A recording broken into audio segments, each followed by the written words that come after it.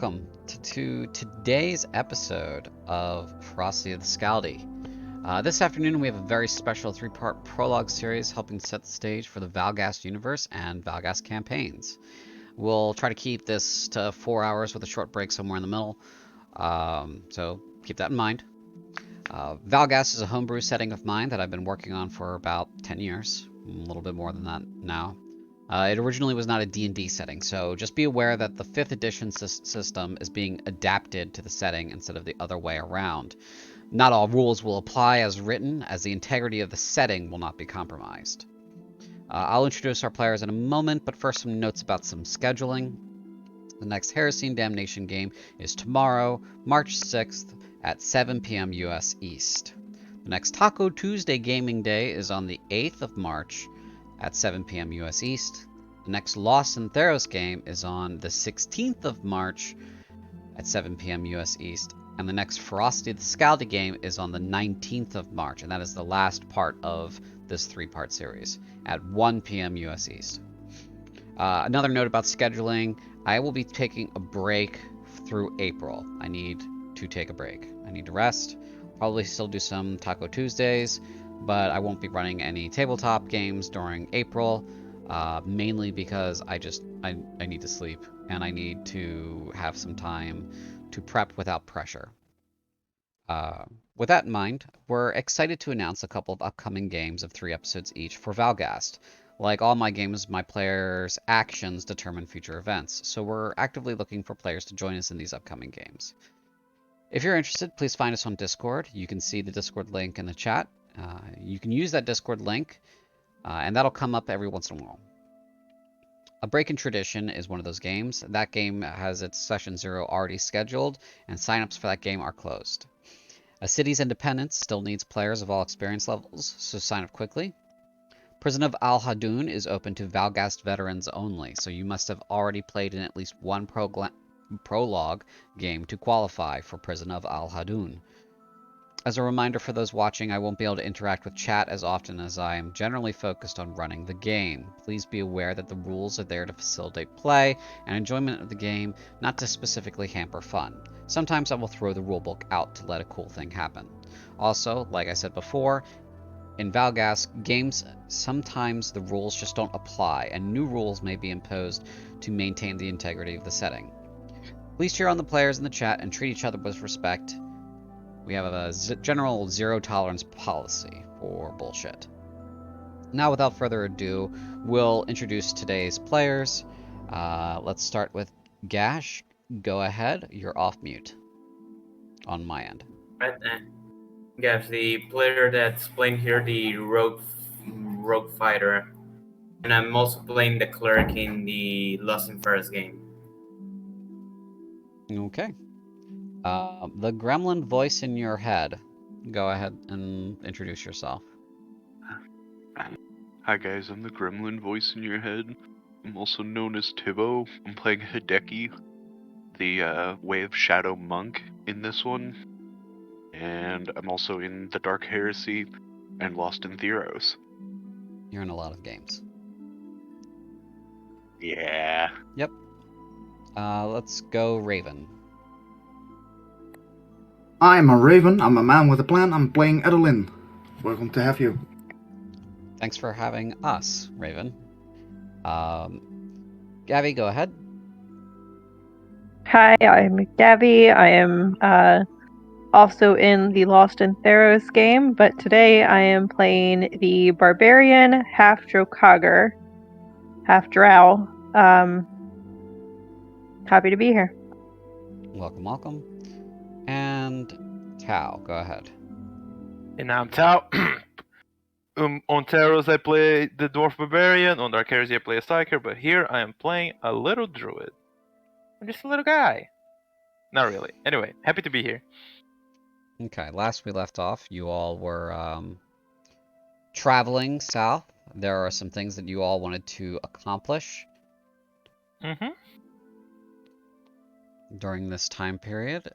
So let's take a look at that real quick and go through anything that needs going through. Oh, that's getting loud. Okay.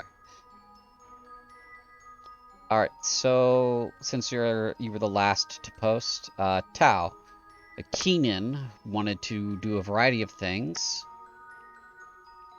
So wanted to aid Edelaine with your herbalism to mix up some healing potions.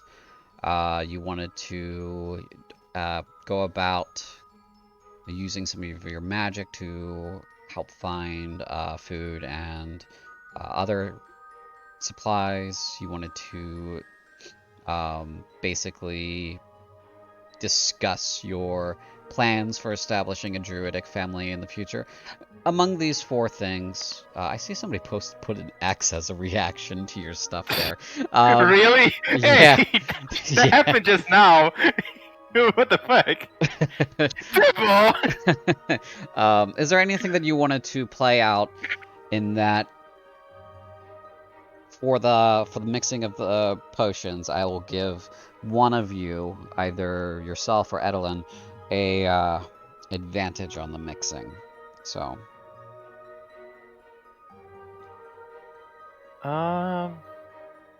Which stat goes into making potions? well, it depends on what kind of potion you're making.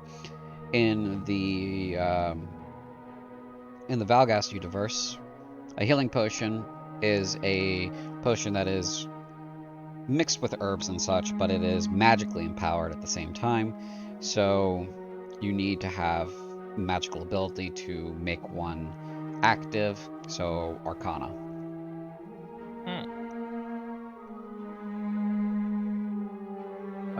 How good is Adeline with that?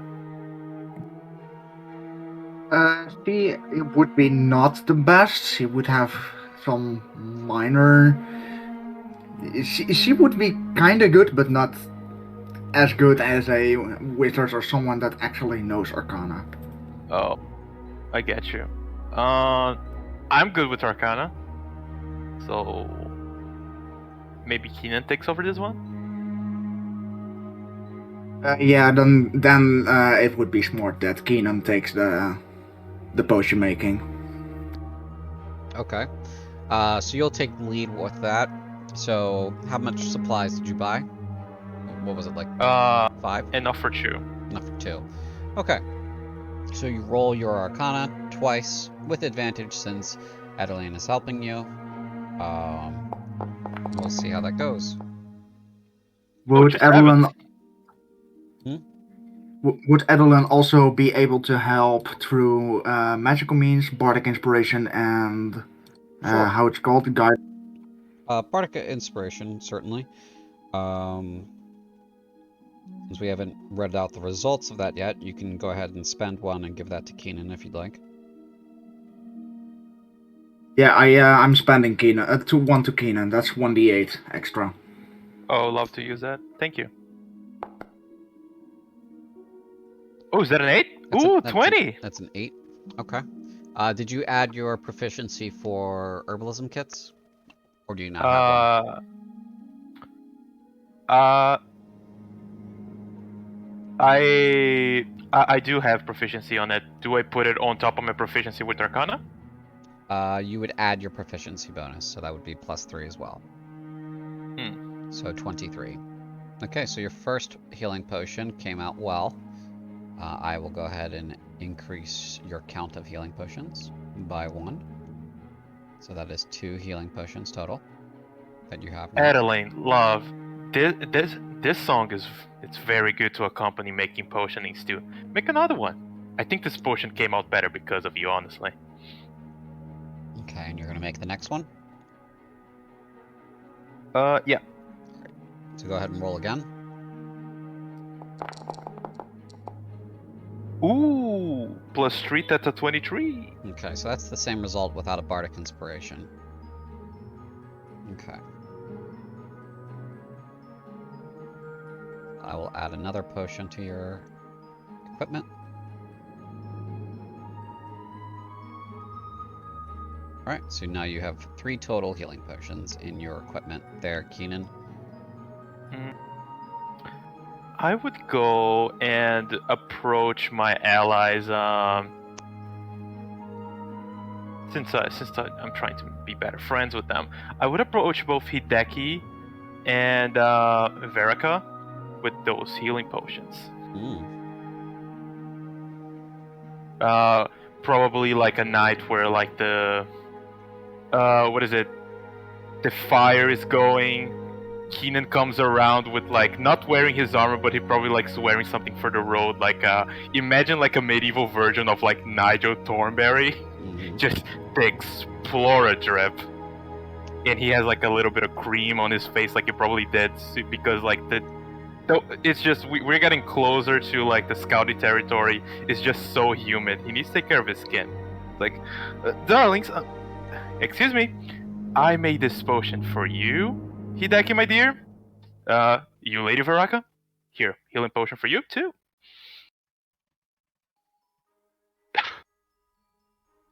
Okay. You can go ahead and use the trade buttons and spread those around. Ooh. Yup.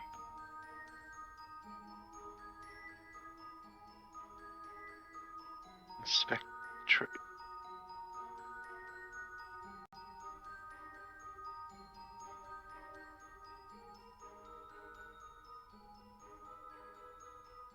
And to you.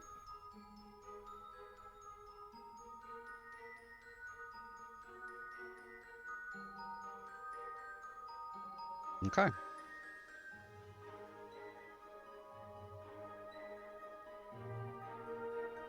And this happens on your trip from Fordeth to Sorath to Morith, all the way down to Helcorth and towards the towards Delta, following the road.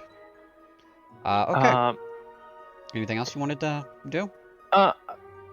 I said that like while trying to make conversation with them, I would supply with alcohol and food. How much for some decent food while we're going to Sorath to Morith, like buying a little bit of wine and something like for the road, like not something for supplies that will last long, but just like immediately buy them and then like serve them on the same night or something.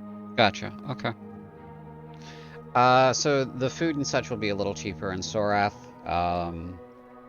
because of a lot of our agriculture is around that area. So it's a big kind of breadbasket right through here. So that'll be a little cheaper. So you'll probably run that about this much. So that's, let's see here.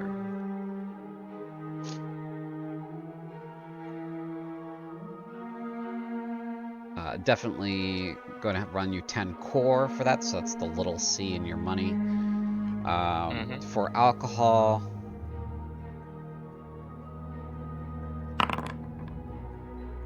it's another 16 core from Sorath. You want to do that for each city? Yes. Okay. It's a little more expensive in Morith because of the trade hub. There's a lot of different stuff that comes through here, so if you're looking for the really good quality food, you can get stuff from around the region and from various other regions of Cruinthe here in Morith. So that'll come out to 15 core, and then for alcohol, wine and such, another 18. And then in Helcorth, supplies are, a lot of supplies are being forwarded to military positions and such, so there's a scarcity, so there's an increased cost on food for people just traveling through. And that comes out to 29 core for food, and then for beer and wine and such, 24 core. Okay. So Perfect. That's a total of 112. That's a lot of dice. Uh-huh. I believe I just need to make a little adjustment here. 38. Okay. Deducted all the money from it. All right. I make sure that we can have like some good opportunities with good food and good drinks. To every night we can have like some pleasant evenings. Okay. Yeah. Each city has a variety of places for travelers to stay, including inns and taverns and such. Sorath is kind of your typical Cruinthian city, where it is generally arrayed in a circle with gates at each of the cardinal points, of the primary four mainly. It is one of those cities that is mainly agriculturally focused, so there are it's a smaller city center and then a larger agricultural center around it. And the walls are not very large. It's not a very heavily defended city. Morth, on the other hand, is sort of situated in a similar fashion, where it is cardinal points for gates. However, because of the terrain, the main ones are the northern gate and the eastern gate. That's where the primary traffic comes through. There's a large circular market that goes throughout the entire city in the city. And there is a larger tower that rules over the city, and a few more bastions than you guys saw in Sorath. Approaching Helkorth, however, this is a very different style of city. It is almost more or less a more militaristic focused place, even more so than Fordath. The variety of approaches are all walled, significantly so, over 100 feet in many cases. The bastions and the various turrets and such of the walls are much larger, and there are a good variety of positions that offer enfilading fire and cover for defenders. It is very much a fortress city. In that, when you guys enter the city, before you even enter the city, approaching the city, you do see the very large tower, which is much larger than the one in Morth. It is about the same footprint as the castle in Fordath. It is very vertical. It's probably a good 250 feet to 300 feet high, and it overlooks much of the landscape. And it's just this large, circular, very structured tower that has a variety of external structures, such as flying buttresses and catwalks and a variety of different passages and arches that hold it up. It is sort of a smorgasbord of architecture slapped on to this tower that increasingly raises its height. And then the other major building that you guys come across in the city is the Southern Palace, which is a seat of government for the Cruinthian monarchy when they visit. Helkorth is known as the Southern Capital. Of course, passing through there, you guys have no problem moving through. There is no particular toll for you, as you guys have orders to pass through. You're just warned you're going to be getting close to the boundaries of Cruinthe, and therefore close to where the edge of protection is. So, in Helkorth, would we be able to buy weapons? yeah, you would be able to buy weapons if you wanted to. Yeah, I would like to buy a second scimitar and a whip. Okay. I believe I can just increase the number of scimitars in my inventory, but I'm gonna need you to add the whip. Alright, so Norman. Okay. The whip will set you back 2 writs. Okay. And the scimitar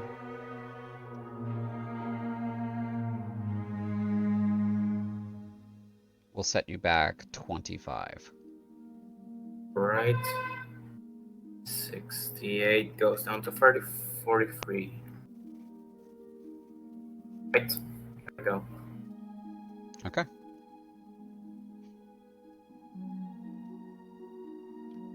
Alright, Gash, during the trip Norman wanted to spend some time making a makeshift lyre out of some string.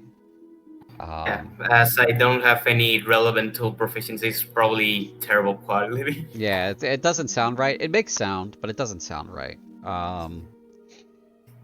So, you can focus on reading the book and write in your journal. Okay. So for your studies for the Skaldi language, go ahead and give me an intelligence check. Right. Against intelligence. That ability check. Normal. Send. Alright. You're having a hard time with this language. You're not really sure how it's supposed to sound. When you're trying to make the noises that go with the words, half the time there's a symbol that the notes in the book say, you know, is consistent with a body motion, and you don't, know what to make of that. And so it's coming out kind of very broken. You got a couple of words, a couple of nouns here and there, but it's not great. Amazing. Yeah. All right. Anything else that you wanted to do before we move on to the next?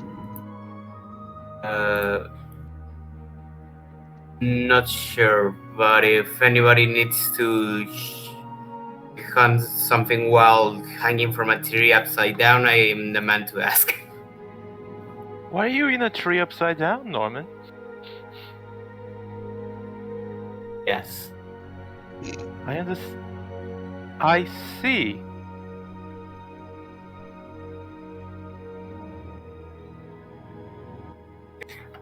I just have a plus 10 to acrobatics and I want to use it. Oh, marvelous, darling. Do a flip when you fall down. Those are always amazing to see.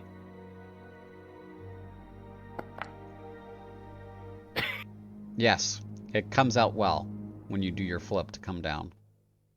Keenan claps. Amazing! Amazing! Superior landing. Superior landing. All right. Next up we have Edeling. Seems like you become more talkative during the trip, and you wanted to do some card pulling, some divination with the tarot, meditation, and spending some time with Winter. Is there anything that you feel that you would like to roll for? Or any conversations you want to have specifically?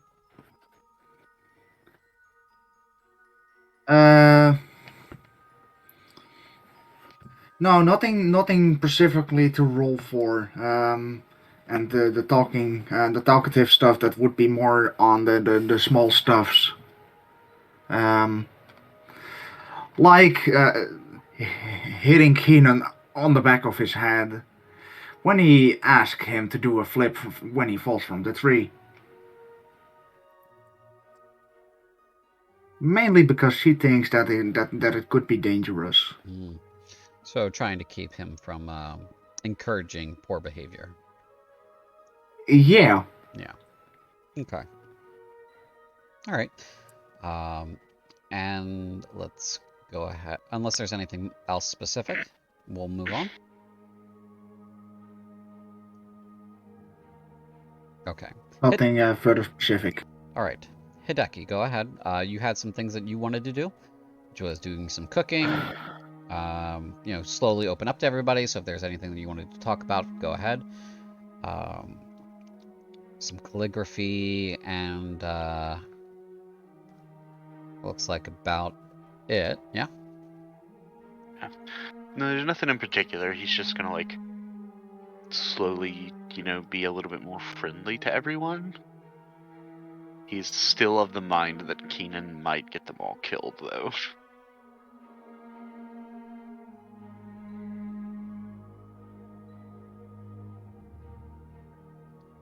Okay. And Varaka, was there something that you wanted to do during the trip? He says this nicely because I didn't do the bullet points. So Varaka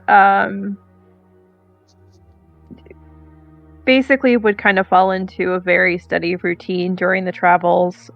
She gets up early. She does very regimented kind of training sessions with her saber. Just, drills and things like that to keep her skills up. She's figuring out and kind of clocking everybody to see what their skill set is. She knows that military tasks like this, everybody is picked for a reason. So even though she's cautious at first around some of the others in the group, she's watching them, seeing what their skill set is. The team learns a little bit more about her as they go. Even though she seems to have been very familiar with the city, the further they get into the wilds, kind of the more comfortable she falls. She has 2 bracelets around her wrist that she'll kind of mess with when she seems to be concentrating. And same types of things. She's going to continue to have conversations with everybody to get to know them a little bit better as they travel. And I don't know, Tao, if you want to do the thing we talked about here specifically. Oh yeah, somebody called me real quick. Okay. Oh, the thing we talked about? Yeah. Did you want to do that now, or Yeah. did Sure, you want to sure. wait for a reveal or anything? Oh no, it's cool. We can do it now. Okay. Mhm. So, feeling kind of the vibe that Hideki was talking about, I think Varaka would very straightforward approach Keenan.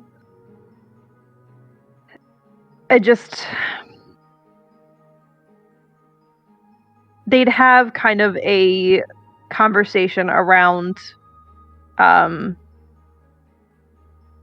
in particular, like what he's doing there.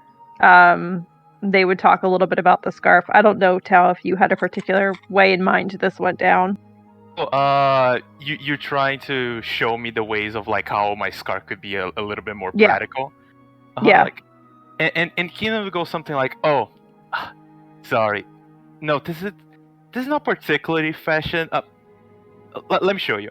He would like unfurl like his scarf, and he would like put it in her hand, and she would notice that the scarf is like a little bit heavier than it should. It's like, you see, it's lined up. It's not an actual scarf, although I modified a little bit to be a little bit more fashionable, but I use it more as a mask, you see?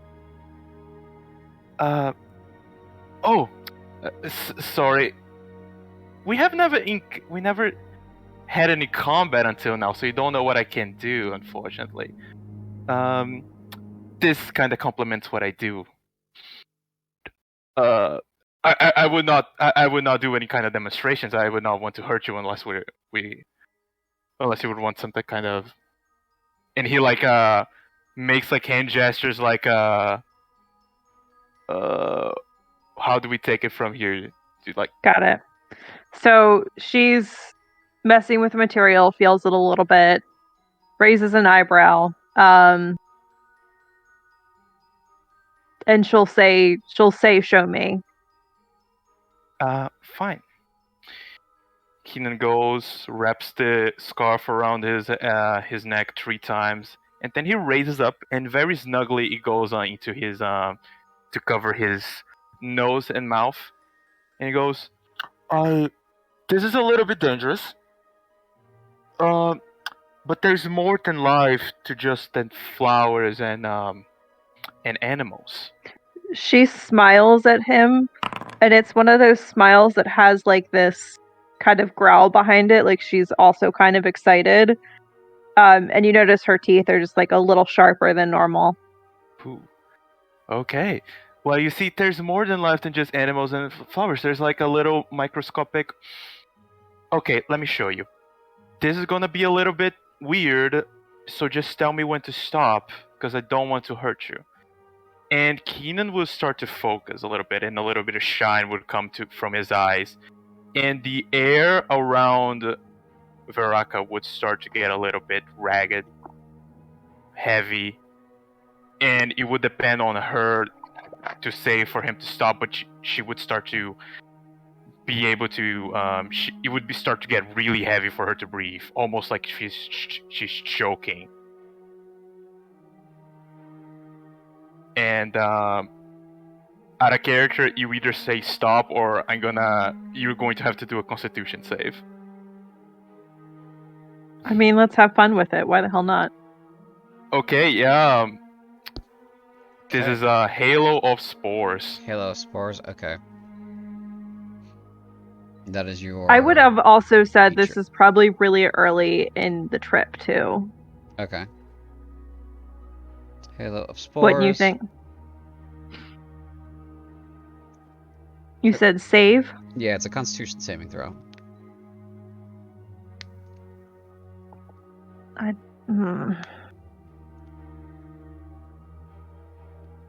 I'm sorry, I'm really bad at these character sheets here. So you click on the word Constitution under the attributes, and then it'll give you an option for ability check or saving throw.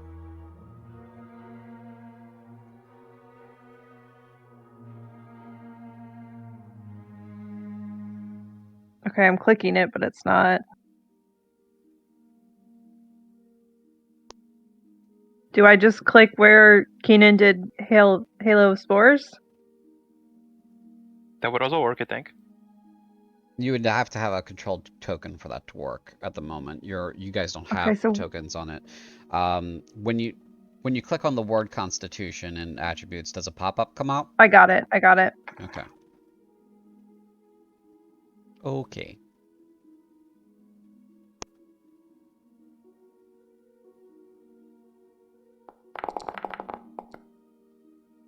Ooh, oh, you save.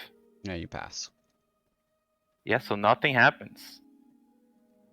But, well, So- it's still hard to breathe. So she still feels it. She feels the kind of intensity flow through her. She holds out for quite a long time. But she's just grinning and smiling through it, and then eventually we'll nod. And say, I look forward to learning more about what you can do. And she'll, they'll have, I would assume by that point, have like crossed some sort of truce. Well, I see you do some exercises. Would it surprise you to say I'm more of a melee adept? If you wish to do a little bit of sparring sometimes, I'll be sure to show you some spells or whatnot. That sounds agreeable. And he was like, instead of a sword or a mace, he pulls out this beautiful like staff. Doesn't look like a weapon or should be used as one, but but if we spar, he would show that he actually can do a little bit of damage with that.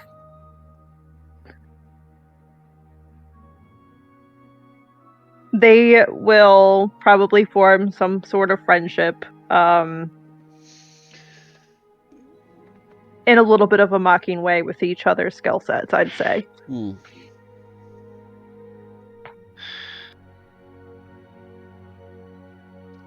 Alrighty. Is there anything else before we move along? I think I'm good. Okay. Anyone else?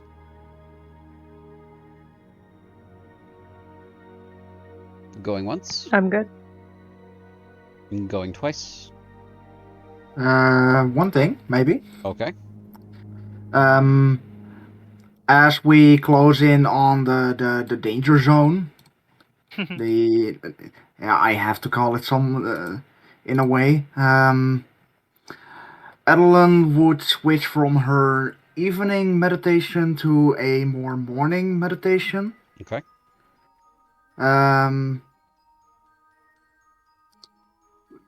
Conducting spirit session, conduct ritual in the morning. Let's see if I can pull it up. Mm-hmm.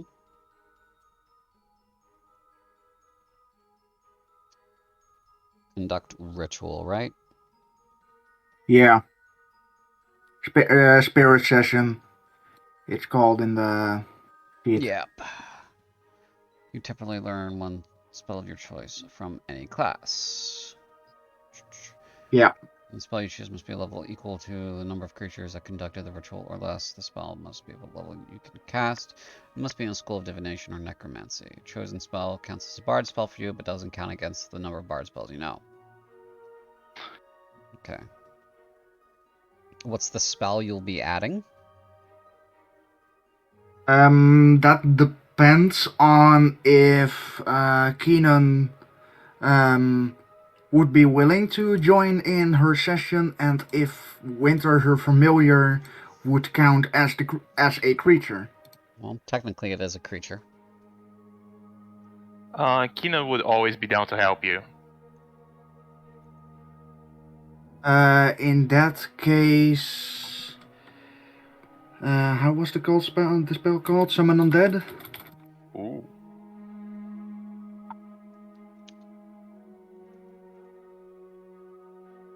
Yeah, Summon Undead, 3rd level Necromancy. Okay. I've added it to your spellbook. Thank you. And that would be it. Undead spirit. Okay.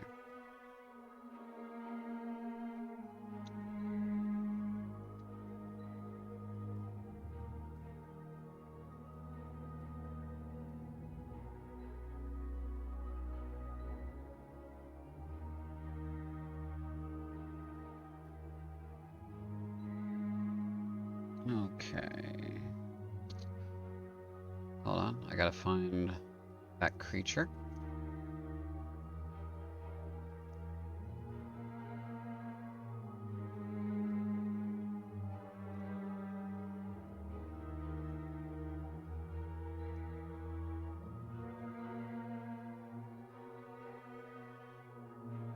Okay, there isn't a creature in the compendium for that, so it must just be linked to the spell. So we'll have to keep an extra eye on that. All right. Okay. Moving along. Alrighty. So what does the spell do so Keenan knows what he's helping with? What it does is it basically this particular spell creates a undead spirit. It's kind of ghostly, or it could be skeletal. There's a couple of different versions here. So you can choose the form of ghostly, putrid, or skeletal, so it'll resemble an undead creature with that chosen form, and it'll have certain traits in its stat block depending on what's picked. So it's basically summoning an undead creature is what this spell does.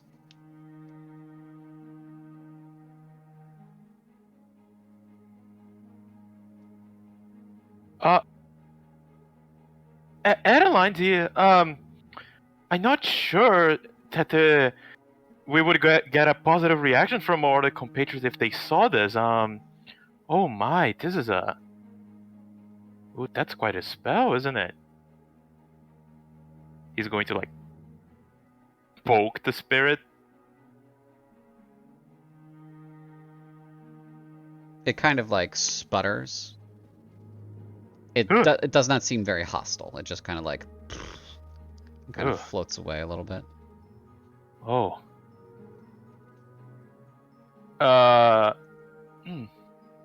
Well, do remember that we have a person that is a knight of Cruinthe here.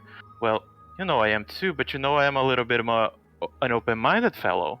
Just remember what the kingdom thinks of people that deal with necromancy. I would not want to see you hurt because of us, because you were close to somebody in a mission that I called you upon. Alan would in a soft, calm whisper tell him, "It's okay. It's just for backup."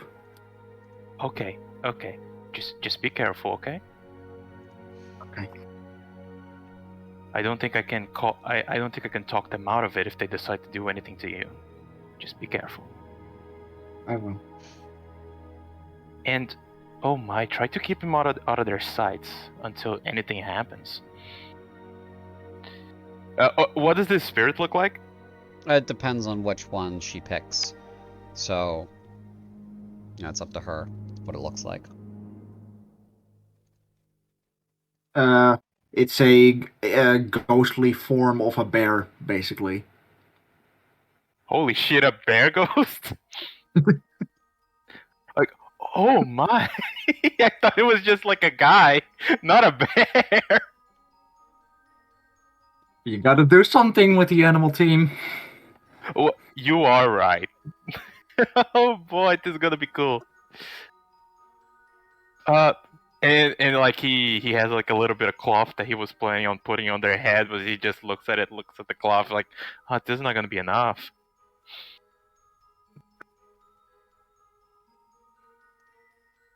Alrighty. Let's move to the next scene then, if we're ready.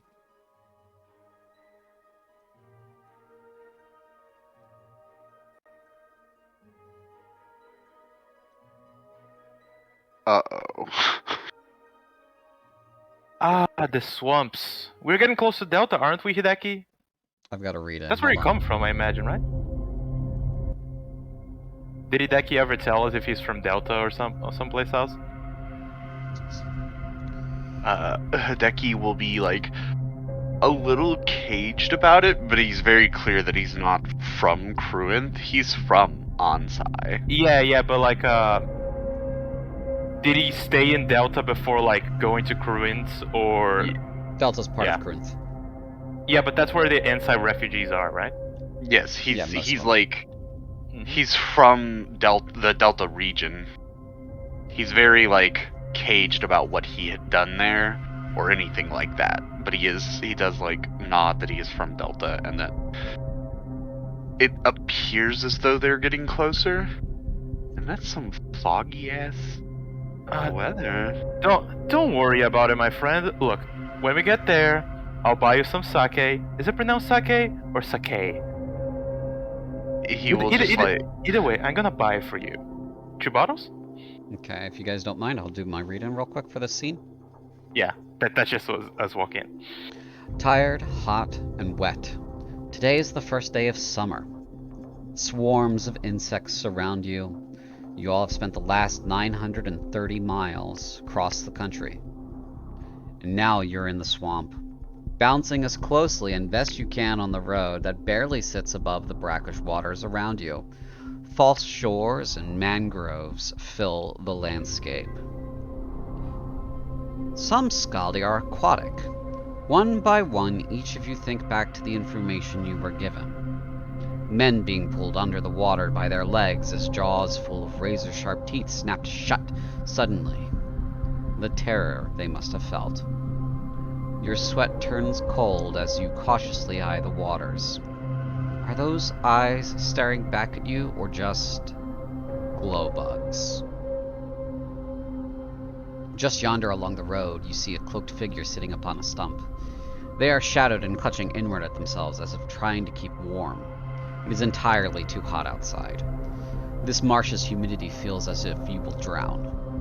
The sun beats down on you all. You fear heat stroke, but this individual seems to be bundled in their cloak still. Are they insane?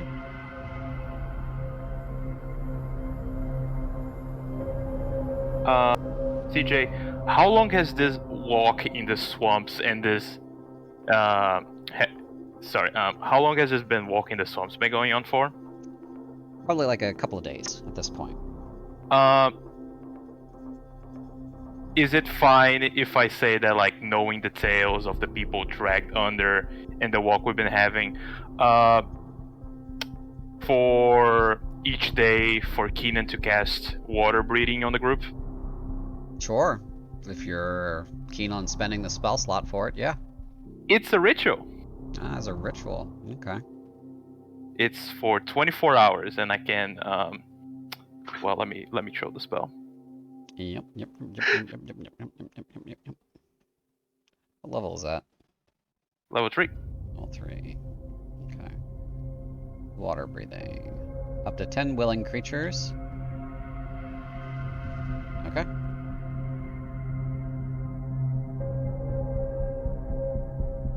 Is that a person on that? Is that a camp?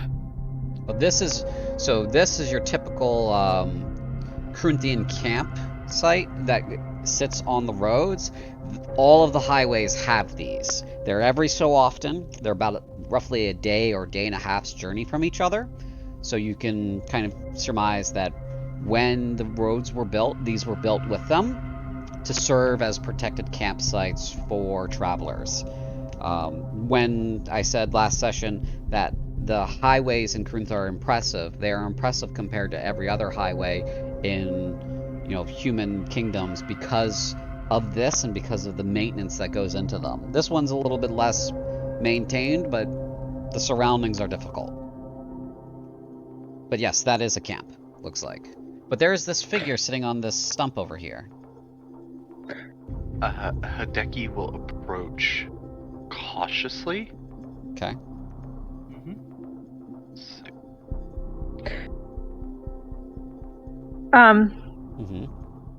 So Varaka's perception is shit, but she does have eagle sight, which means she can see from like a mile away with no difficulty. Is there any chance that we could have known about this in advance? The person being there? No. No, like the light or anything. Oh, the little camp here? Yeah. Yeah, you'd see. I mean, it looks lit, so like, could I have said it looks like somebody's?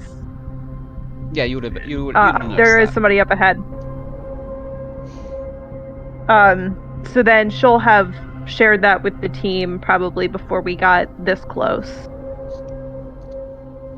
Okay. Hideki, as you approach this figure, you hear a brief sucking sound as air is being brought into its lungs. You've come. You seek the Shadowclaw Confederacy. You walk on the roads of man. They walk on the roads of the land. Follow red caps. And then the figure becomes dust on the wind, leaving behind just the stump.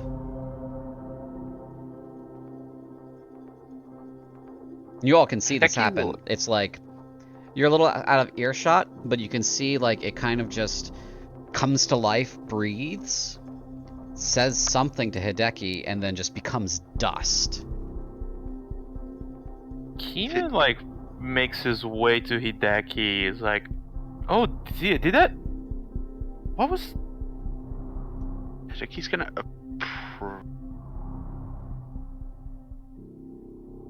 Uh-oh.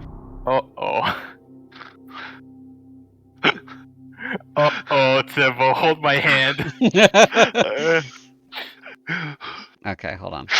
Just a second. I just like to picture it's like one of those things where like we get spooked. It's like the Scooby-Doo stuff, except I jump up into your arms. Alright. Shadowclaw! Just wanna remind you guys that you have 3 other people back here, and you are creating a large space between you as you're moving about. A large space for them. For Hideki. So... So I also have bonus action dash. I'm just saying. Faith is a bonus action dash. Oh, Baraka would continue to move. I mean, she's not staying in the back, so...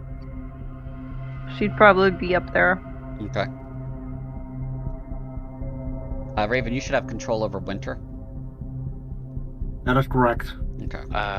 Hideki will, when he sees the guy disappear, he's now going to he's gonna start looking about, Okay. Actively, but he's also going to make his way over to the stump to see what kind of This is a camp. This is not a stump. Stump was here. stump was. Stump was here. Oh, that's where the guy was sitting? Yeah, he was sitting right here next to you. Okay, I guess I misinterpreted. I thought he was at the campsite because we saw the fire. No. Somebody else may be at the campsite. There is a tent there. What you see is what you get. So it looks like somebody is camping there. But the stump was right here. So then he will move over to the stump and investigate it a little bit and look around actively.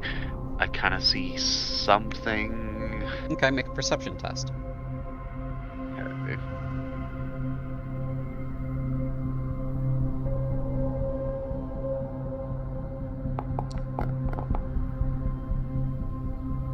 A fat 8.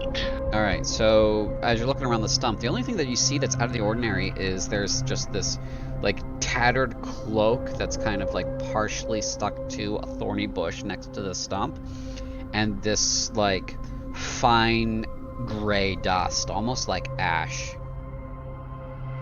Hideki will pick up the cloak. That also turns to ash as soon as you touch it. Is it hot, or is it it's already? It's just as warm as the environment. Oh, okay. So he's gonna look at it, look at the others. He's going to repeat off what the guy said, and then he's going to. Oh, that's never fun when the DM rolls dice. He's going to come over and wave at Keenan and pick. As He's you going to wave Keenan over. As you walk by and you're waving Keenan over, someone crawls out of the tent.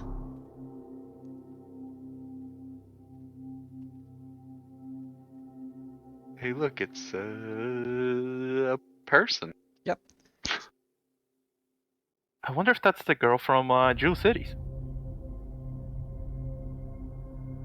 No, idiot. That's just a girl. She has cool character art. This art came in Must be yesterday, important. just in time for this character. Just in time. Okay, so this person That's also her name. comes out and looks around and sees you all approaching. And kind of just stands there and kind of as she's positioned in the artwork. Just go ahead and show you guys.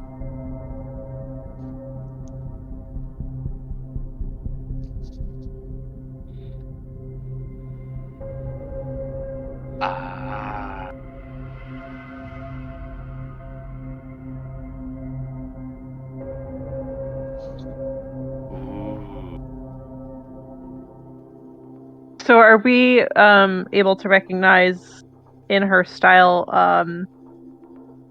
that this perhaps is another Knight of Cruinthe? Or does this look different than what we normally wear? Make a perception test for yourself. You have advantage because you're looking at the uniform. Okay. What about Hideki? Could he recognize it? You can make a perception test as well if you'd like. No advantage for you. That's okay. Another 8. Okay. Varaka, you see that this person is definitely not a knight, but they are in the military. The uniform and the variety of insignia on the uniform indicate that. Hideki, this looks like some military person. But they're not from Ansai. They're not from Ansai. Okay. He will continue to wave Keenan over.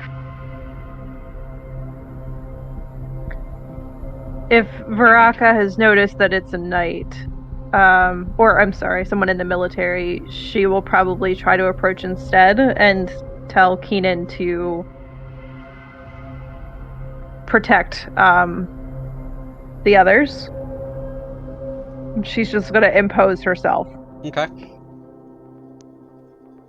You can do whatever you want, Keenan, but that's she's seen that this is somebody that she can kind of meet halfway a little bit.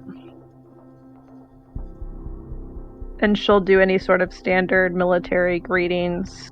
Oh, I was muted. I've been trying to get a word in for 10 minutes. Sorry. No, it's my bad. Really quick, when Hideki signs up for Keenan goes back a little bit to both his companions, like, Adeline, Norman, well, we're no strangers to this kind of situations, but let's just remember real quick.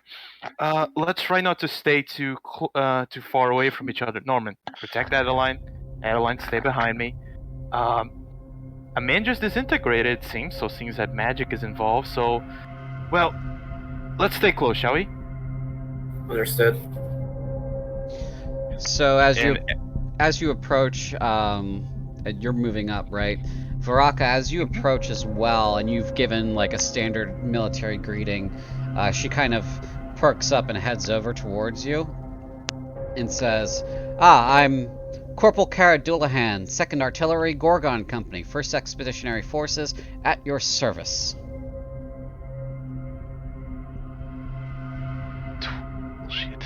That's a lot of information at once.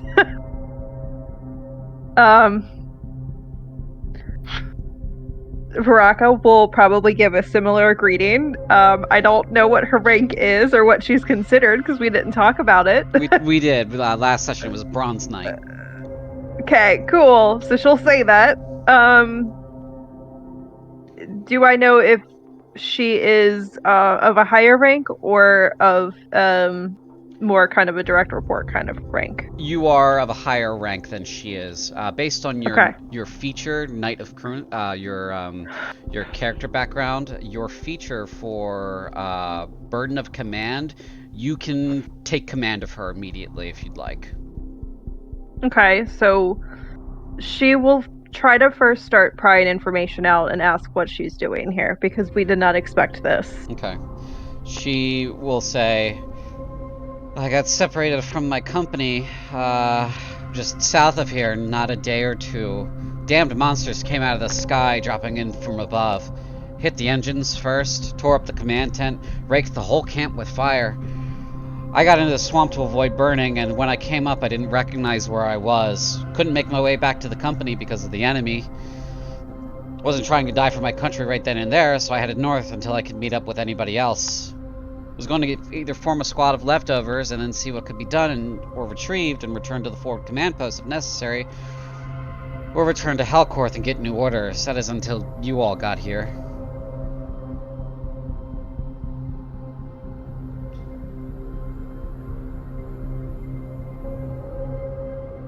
Becky will look over as she mentions something coming from out of the sky and, like, raise an eyebrow a little bit.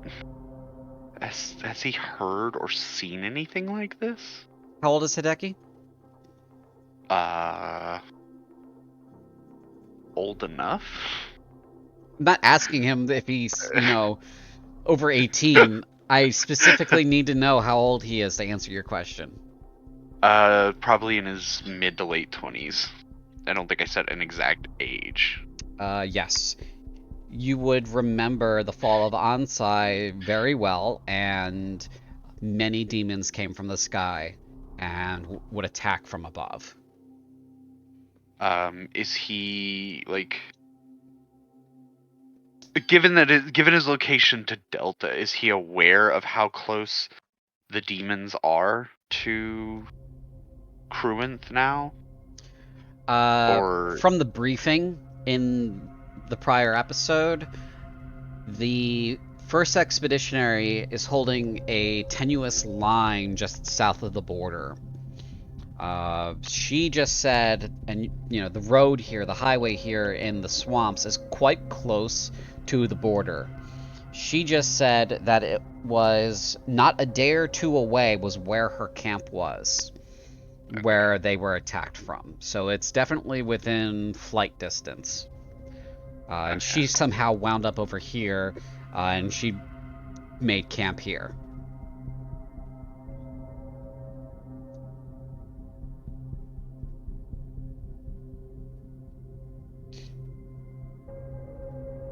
Can you remind me one more time her name and what her company was? She is Kara Doulahan, Corporal, 2nd Artillery Gorgon Company of the 1st Expeditionary Forces. That's a mouthful, right? Yes. I already forgot her first name. Kara. Kara. C-A-R-A. I mean, Okay. C-A-R-A. Of Gorgon Company. Gorgon Company, yep. Okay. Gorgon, tomato, potato. Does Varaka know anything about that particular company? Make an intelligence test. Love those tests. Especially as a barbarian.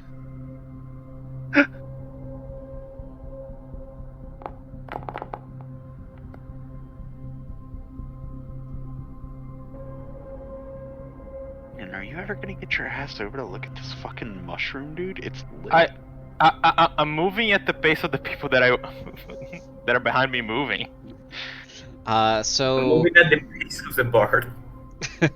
the Gorgon Company is a artillery company. They are, used for sieges, and they're historically used for sieges, and they are historically used for bombardment. Being a corporal in that company would mean that she would be in charge of an engine, probably like a ballista or springvald or a catapult or mangonel or something. So she'd be in charge of some kind of engine, and then her squad mates would be the people working it. So that's kind of what you piece together from what she told you. Smart cookie. Okay.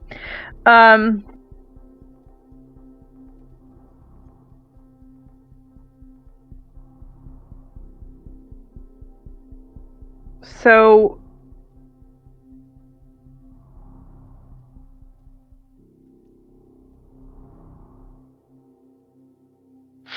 her company was completely wiped out, is what she said.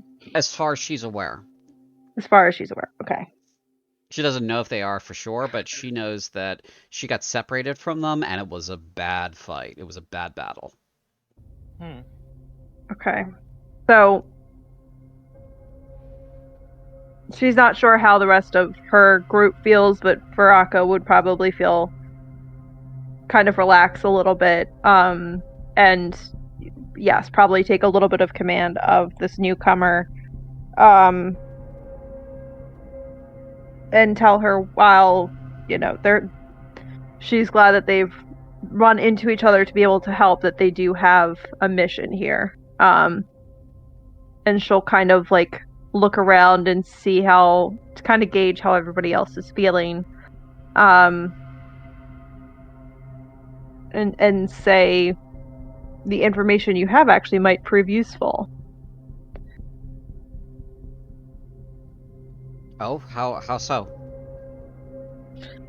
Well, only some of us are fairly familiar with this region. It seems like you may know more about what lurks here. Have you encountered anything in your haste to kind of escape from the siege that you were at?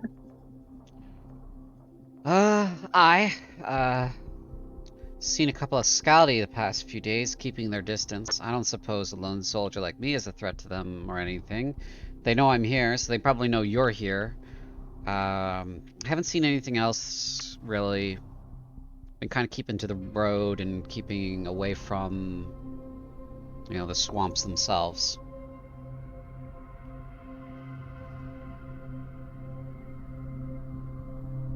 Have you been able to tell if the Skaldi have also seen the flying creatures?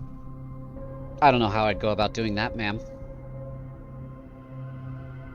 Have you seen them around when they've been around? I haven't seen the flying creatures since the other day when we were attacked. Okay.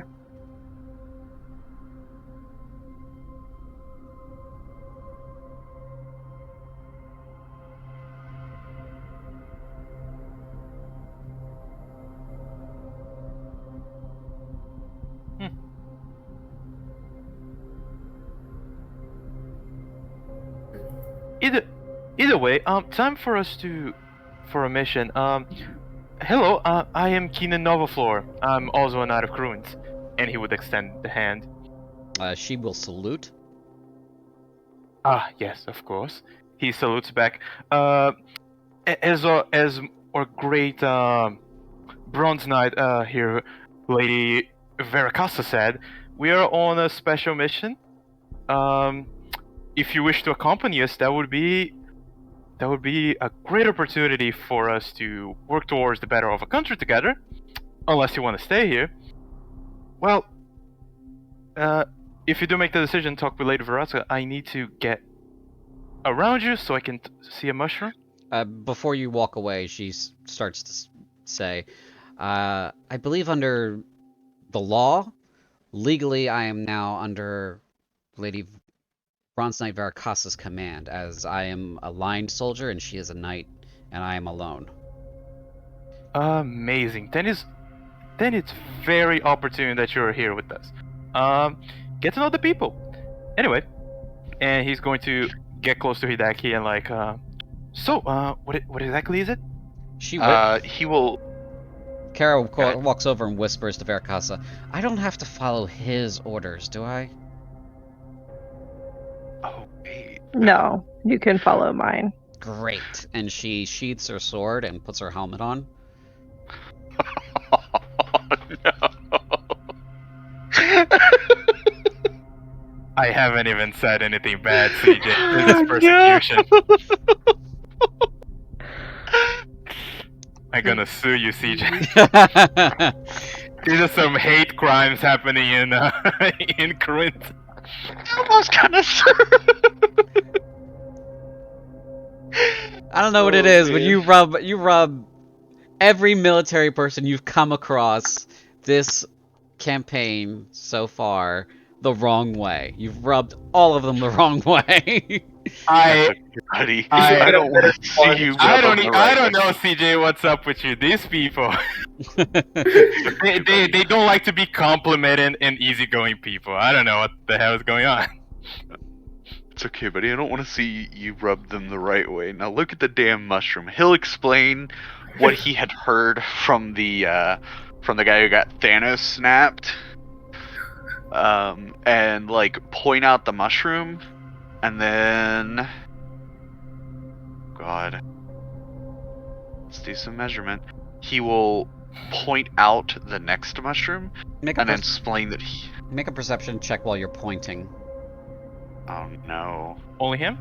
Only him. He's the only one pointing. Okay. Man. Oh god, the map is big. 18. Certainly do something good. 18? Yeah. Okay. That is real low. Hold on. 18 is yeah, Tibble, you need to roll a 30. What the fuck? It's at least over average. Sorry, something else was low. Oh, okay. Alright, your Thank you. expectations of how this session's gonna go. Oh, sorry, it's my IQ. No. As you point in that direction, you kind of see something that seems to be blending in with that tree. Right here, this tree. Okay. Can I make a better call as to what it is? Like, I see something's blending in. Big, small. It's kind of about human-sized. as far as you can tell, it's kind of like wrapped around the tree a little bit. Is there a shadow next to it? There are shadows in the water underneath it. Oh, okay. Hey, how about over here on that island? Is there a shadow over there? The only shadows would be behind that rock. This rock here.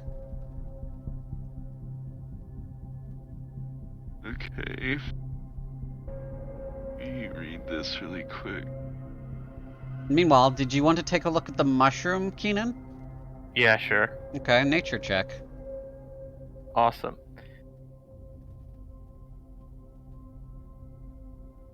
This being a druid of the spore gives me a little advantage on mushrooms. Oh yeah, I'll say that. Mushroom. Badger. Okay. 21. This is a purple cap, red cap. They're very rare. They don't grow in many places. They're extremely poisonous.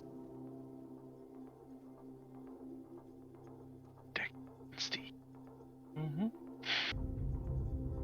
Yeah, Keenan Purple like cap, red cap. Mm-hmm. Yeah, he takes a knee. He looks at it close, puts his hand close, but like doesn't really touch it. It's like, yes. Yes, this is a red cap. Pretty rare. I would not suggest you to touch it as it's highly poisonous. So you said that the man said for us to follow those? He will, nod, point over to this tree, and then make the comment that something is blending in with the tree, and he's going to try to find a way to the other mushrooms. How tall are these mangrove trees? They're about 10, 15 feet high. Hideki will climb up one. Hideki, mate?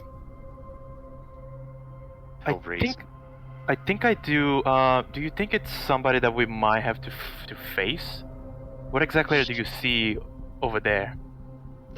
All he can say is that it appears to be something roughly, you said humanoid shaped? Humanoid in size. Yeah, humanoid in size, blending in with the tree. Okay. CJ, I got a question for creative use of a spell. Uh-oh. The spell Entangle, that I create grasping weeds and vines to sprout from the ground. Could I make them sprout on the ground to make like this island of like vines that people can just like hop into and walk instead of like going under the water? Potentially, if you're coming up from under the water, you don't know how deep the water is because it's brackish. You can't see the bottom. So that one's kind of a gamble. As for lengthwise, you could get it to go from shore to maybe a tree. Depends on how far you can get that to go. But then it'd be walking like tight ropes. You know what I mean? Okay. Well, in case you fail, and to the other people that need to walk, and if that thing over there is dangerous, let me try a spell to see how deep this water is. And yeah, I'm gonna cast Entangle. Okay. I will say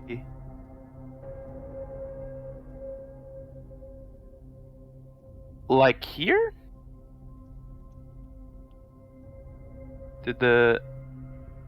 Yeah. Okay. 20-foot Hopefully square, starting from and range for the duration. These plants turn the ground in an area into difficult terrain. A creature in the area when you cast a spell must succeed on strength saving or be restrained by the entangled plants. Creature restrained by the plants. Okay. So DC 15? Yep. Okay.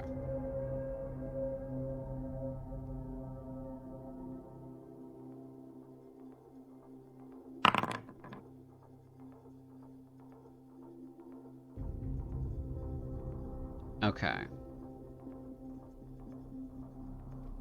Hideki, since you're paying attention to that and while you're casting, Keenan, these vines come up and some of them crawl up the mangroves. This particular mangrove here, the creature in the tree kind of freaks out as the vines wrap around it. And as it's wiggling, you see that it is a Skaldi. It is a viper Skaldi, just hanging out in the tree there. Oh. It is freaking out. It is very unhappy. Give me a second. We were... I'm sorry, I'm trying to see. Did we get a description of the different types of Skaldis? I see that we got like a lifespan and size of them. Like, are all Skaldi the same size, or like, is there differences between? There are differences between the types, but the research just isn't there yet. Okay. It's kind of embedded a little bit in the Skaldi's life cycle. Vipers are kind of snake-like, but they're not as big as the Saurian. The Saurians are quite large.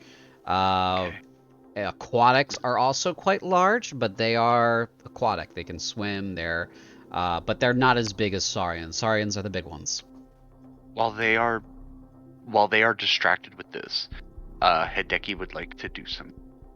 Okay. What about anybody else? Real quick, I want to check in with our other players. You're good. We got 2 other players here, Edelaine and Norman. What are you guys doing? We got Veracasa. What are you guys doing? Verica would just be filling in. Is it Kara or Kara? Kara.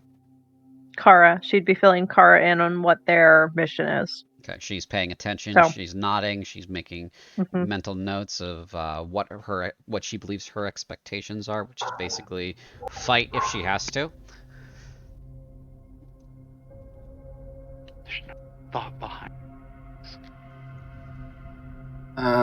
While Fracassa and Kara were talking, Adeline would approach the two, and asking Kara if she had any wounds that might need healing. Oh, no, I'm fine, thank you. What is going on over there? What are they doing? She's kind of like looking over here, paying attention to you guys now. Okay. So Hideki able to... Yeah, what did you want to do? Okay, so as far as I'm aware, what I would like to do is, if at all possible, Hideki wants to shadow step into the Viper's shadow. Okay. Which I imagine to be somewhere over there. Sure. So that happens as a bonus action. And while the Viper is distracted, Hideki would like to see if it's at all possible. Like he's struggling with the Viper is struggling with the roots, trying to grapple it. Hideki would like to take out a pair of manacles that he has and try to manacle the Viper. Okay. Make a dexterity check. Okay. Any advantages here? No. Okay, just a flat dexterity check. Yeah, because it's flipping out. It's up in the tree. You don't have any advantage. You have to reach up to try to grab it. Yes, let me see. Have any could.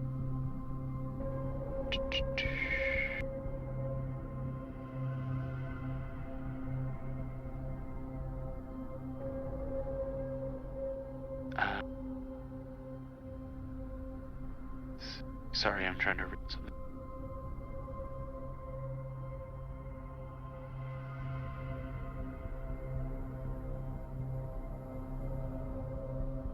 Okay. 23. Okay. You reach up, you hop, you grab, you get your manacles around its back legs, because that's about what's reachable. And you kind of like manacle its ankles together. Okay. As you're doing that, just as you end putting that together, does a 17 hit you? Yes. Okay. Something comes out of the water right next to you, ambushing you, grabs you by the leg, and pulls you under 15 feet. That's not good. Hideki will draw his short sword. You are under the water. You cannot see where you are. You cannot see what has you. Make a strength saving throw for me. Sure. A sec.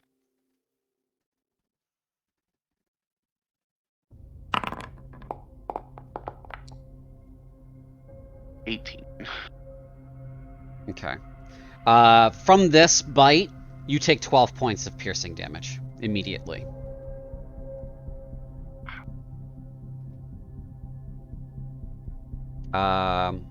Okay.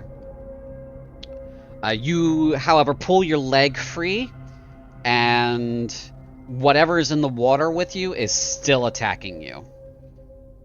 Okay. You cannot see it because of the quality of the water.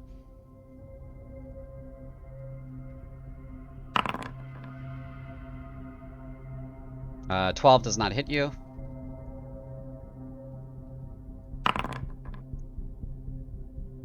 Natural 20 does hit you. Hey guys, Hideki might be dead. 13 points of damage, piercing. Okay.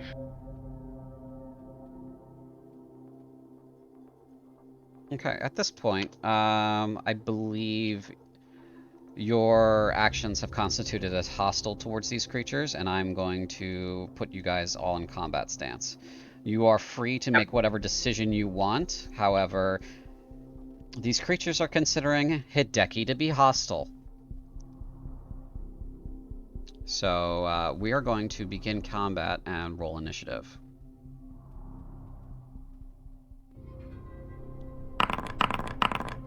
Sorry, I rolled it for Adelaide by accident. There we go. And Keenan by accident, my bad. Keenan, go ahead and roll your own. Oh, sure. Okay, Vericaso 7.16. Ooh. Norman gets a 26.18. Okay. It's not letting me roll my initiative? You should be in combat stance. I gotta roll for Kara. I guess It's might be because you're already you're locked in at 19.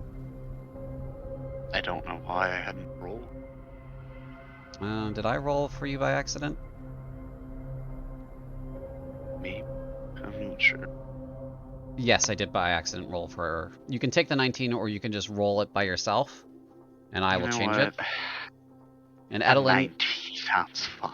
and Adeline, you can take the 10 or you can roll it yourself. I'm taking the 10. Okay.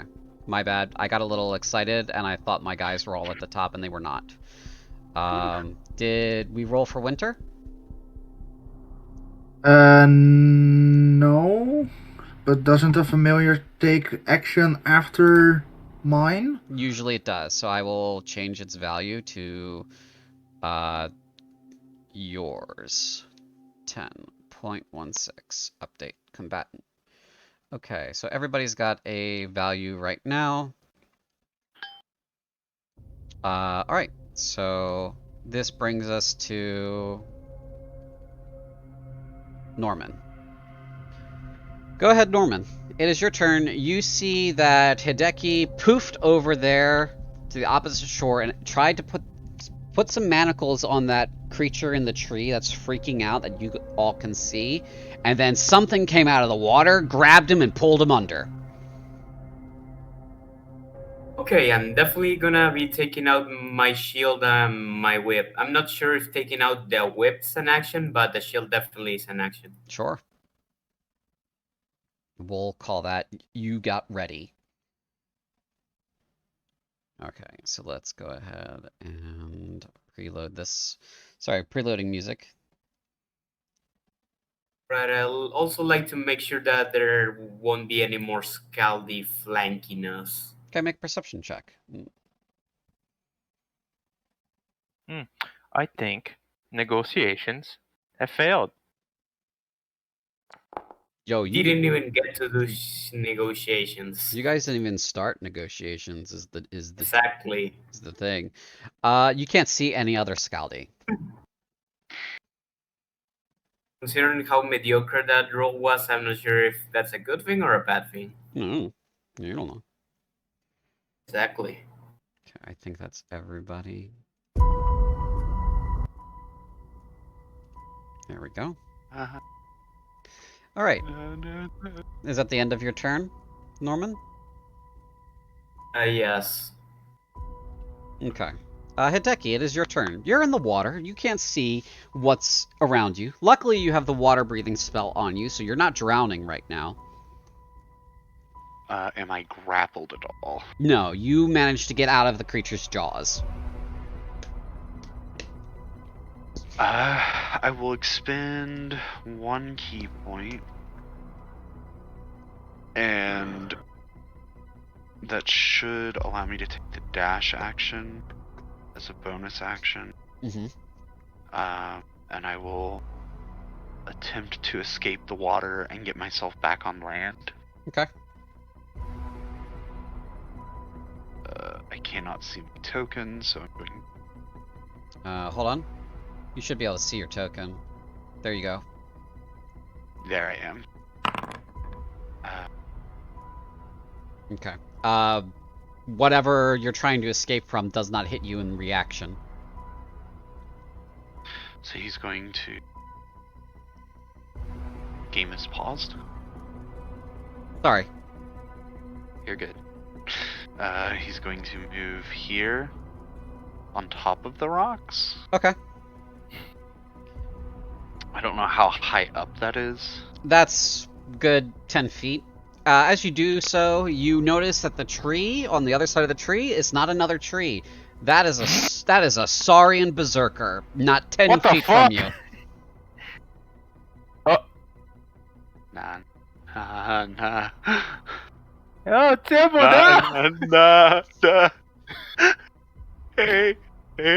Hey, Temple, free action to try to persuade them. Hideki will Hideki's going to look around at them, and he's going to he's going to sheath his short sword, and he's going to give a bow to the big berserker. Okay. And he's going to, in his best version of, is the language just called Skaldi? Yes. I know our D&D equivalent. Okay, so in his best Skaldi that he can, he's going to explain. We do not come for hostile intentions. We are here to meet with the Shadowfang or Shadowclaw Confederacy. Shadowclaw. Okay. We are here to meet with Shadowclaw Confederacy on behalf of the Kingdom of Cruinthe, for diplomatic matters. Okay, go ahead and roll me a persuasion check at disadvantage. You do not have a tail, and you need one to speak Skaldi perfectly, so... There's definitely something coming out of the other. I don't think that'll count, buddy. Shit. Oh no! It's pretty broken. Comes up pretty broken. The Saurian that you're talking to kind of cocks its head to the side a little bit like a dog does. But he's listening, right? He's not. Maybe. God. Hideki is going to oh god. There's no other. Okay, he's going to shout over to Keenan that there's others here and that we should not take aggressive posturing. Hideki's, since they still have an action, correct? You did your bonus action and you said a lot of words, so we're teetering on the edge of whether or not you have an action. Okay, he's going to just reserve that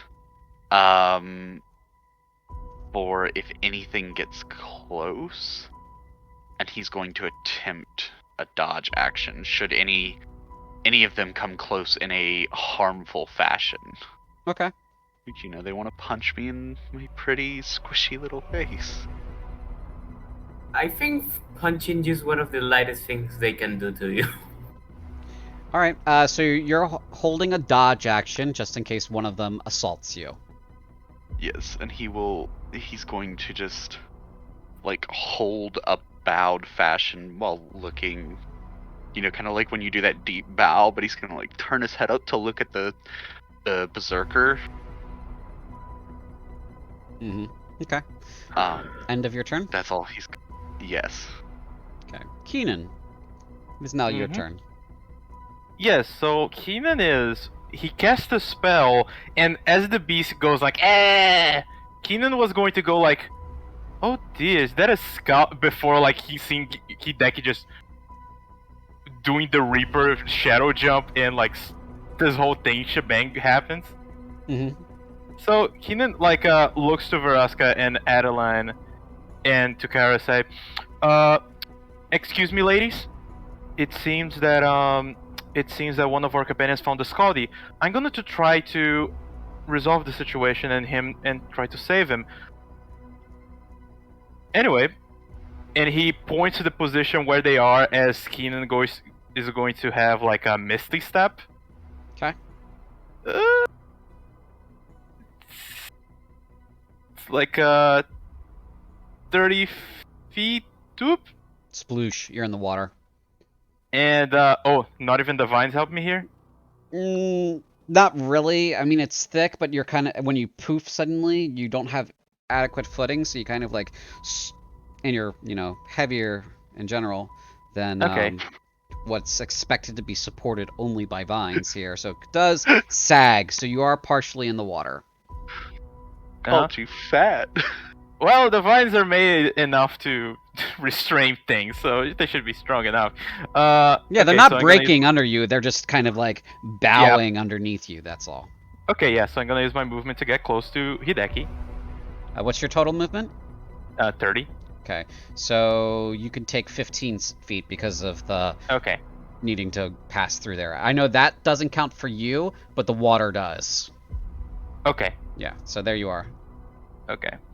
As an action, I'm going to use my feature called Wild Companion Mm-hmm. to I sacrifice one of my wild shapes, and I am able to cast I believe Find Familiar Okay. to get myself a lizard buddy. A lizard buddy. You want a lizard buddy. Okay. So you quick cast through your feature, find familiar, and a lizard comes up out of a little hole by the tree and goes and crawls up your body.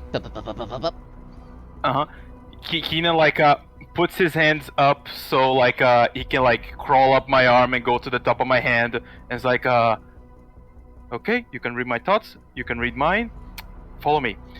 And in Skaldi, with the lizard like wagging his tail to compliment me, he says, did I hear what Hideki said? No, he was all the way over there. Okay, say, apologies, Skaldi friends. We are here to come talk with the Shadowclaw Confederacy. We mean no harm. That was an accident. Okay, you go ahead and roll a persuasion check. Let's go.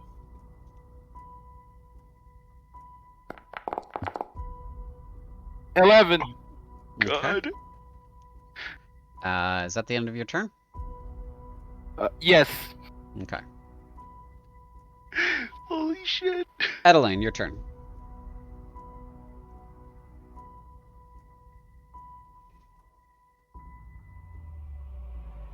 Edeling? You there still? Yeah, I'm Okay. still there. Okay. Forgot I was on mute. Seeing as everything is going on at range, and I don't really have anything that could be considered helpful with range. Vicious mockery.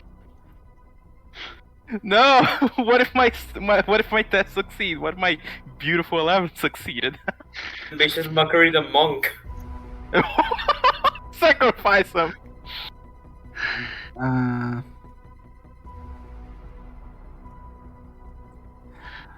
I want to take... Yes. Adeline is going to the edge of the water-ish, Mm-hmm. with Winter. And is going to cast Guidance on Keenan. She has a class ability. I can't remember how it's called, but she can cast Guidance on a 60 feet radius, in a 60 feet range. Let's see. The feature is Guiding Whispers. Guiding Whispers. Yes, there it is. You're a guiding you learn a whisper. guidance cantrip, which doesn't count against the number of bard cantrips. For you, it has a range of 60 feet when you cast it. Okay, so guidance.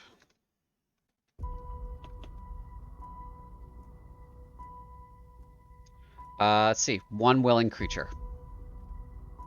So I'm willing. Which will be Keenan.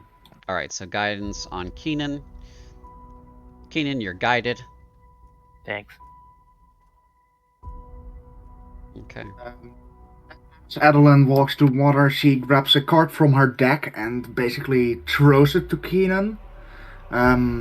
Partway through the air, the card seems to transform into a spirit-like form of a fox, infusing with Keenan, thus giving him guidance.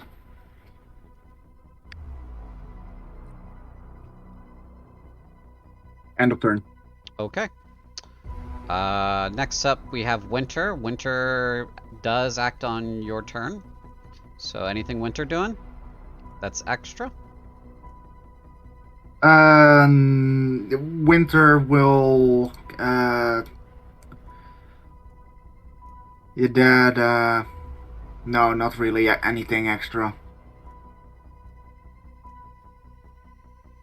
Nothing Winter can do, really. Okay. Crap. My frickin' mouse disappeared over there. Hold on a second. Alright, and I gotta do a thing at the moment.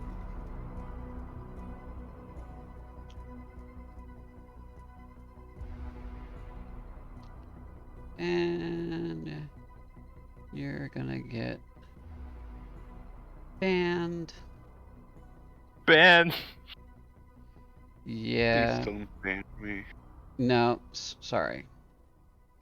Just mod settings. As soon as I can figure out how that frickin' works. Was that a no? Sorry, you're getting banned anyways. No, this guy's getting banned as soon as I get it working. So, because he decided that he wanted to show moderator. Yeah. Nah. Nah. Sorry. You doing good, Tibble? Banned. Hey.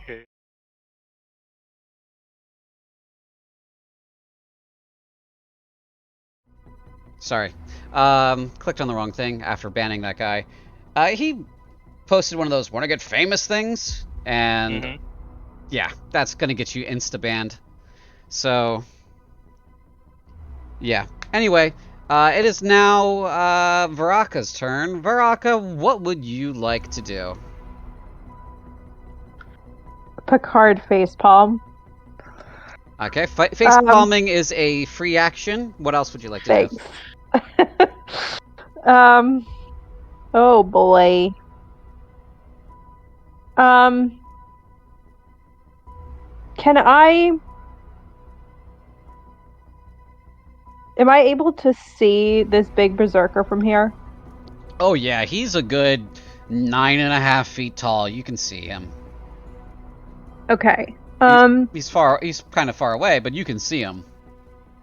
Wait, what? Yeah, he's gonna be able to put you in his mouth if he wants to, like eat you. Yeah, right. How did I not see him though? Hell yeah, 4. His wow, Tau. His stealth check beat your perception check. Can I tell if he has any kind of black paint on his scales? Any sort of like markers of the Shadow Claw. Confederacy? Sure, go ahead. Give a perception check for me, please. You know I'm so good at those. Yeah, you're absolutely the best at them. Mm-mm.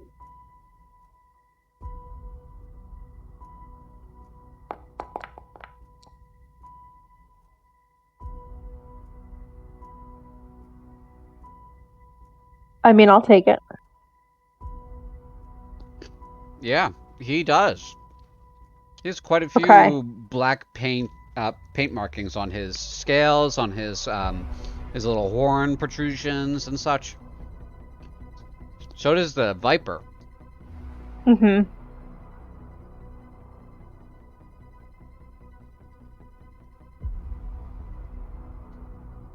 Anything else? God.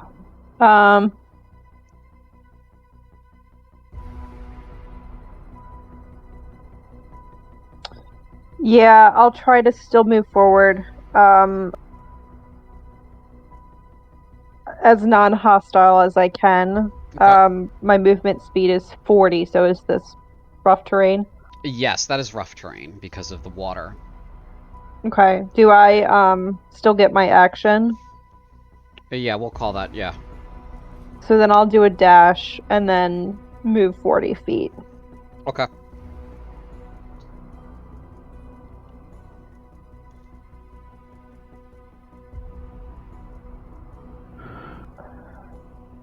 think Is there any way I can... I'll just go here, I guess. right there, yeah. Hang out on those brambles. Okay. You're about waist deep in the water.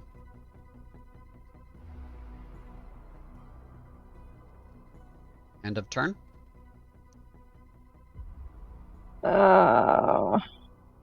Yeah. Okay. It is the Viper Ambusher's turn. He's going to make his strength saving throw. He 15. Is that enough? Beats. Beats Exactly. it. Alright. So he is free. Creature restrained by the plants can use its action. Okay, so that's action. Did he beat it? Yeah. He was shackled. Yeah, he beat the entangle. He did not beat the shackle. Okay. So he's just gonna drop into the water. Kind of like dive down and swim away. So he has entered the water. He is underwater.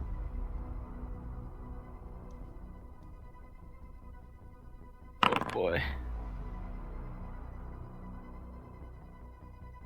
Okay. That is the end of the ambusher's turn. It is now the Saurian Berserker's turn. Keenan is looking dead in his eyes with the little lizard on top of his hand. Hoping for it not to attack and to have heed to his words. Too bad. The monk seems tasty.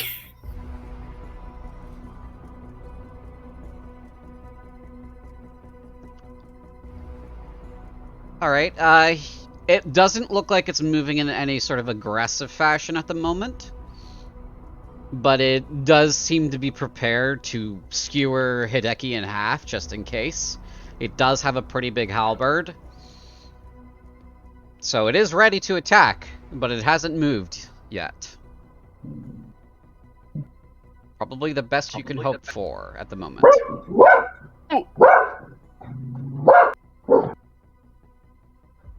I agree. Wait, hold up. No, there's a joking hold up. Tibble, did Keenan maybe save you alive?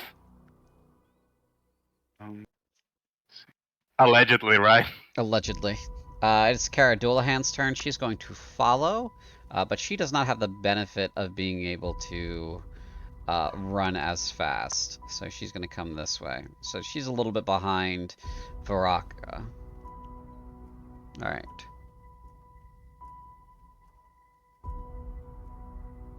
Stuff is happening that you can't see.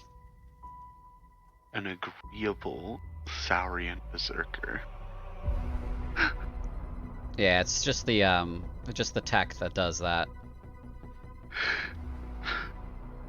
The manacles that you had put on the Viper come flying out of the water and land on the shore next to Keenan. Oh, okay. As long as they don't, like... Oh. Bonk you? Yeah. Those... Hey, holy shit. Okay. At this point, everyone give me a perception check. Fucker, we're surrounded.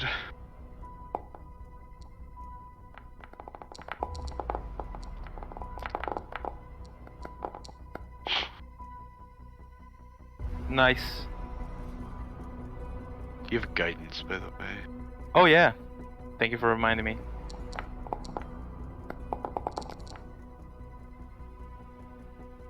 Oh, it rolled twice by accident. So I got a 16. Okay. Bro, Adeline, your fox knows more than you. Winter, Varakasa, and we'll say Keenan.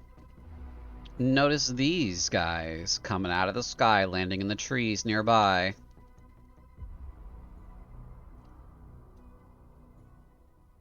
Those. Oh. Oh god. Do I have to? I asked that I do. Can I roll to see if they are even Skaldi? Because I don't think they're Skaldi. They look more like demons. Yeah, you can go ahead and give me an Arcana check for that one. Or nature. They're both the same. Oh gosh, what is rolling? Holy shit. So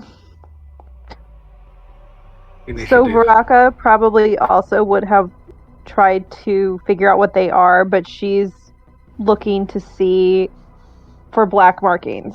So kind of along the same lines, but again, she's paying attention to the different things here and if they're part of this organized thing. So is there a way I could roll for that? Yeah, you can go ahead and give me a well, based on your perception check, no, they don't have any markings like that. Okay. So she's a little bit more on edge. Yeah, these creatures are definitely hostile. Let me go ahead and see if Kara notices them.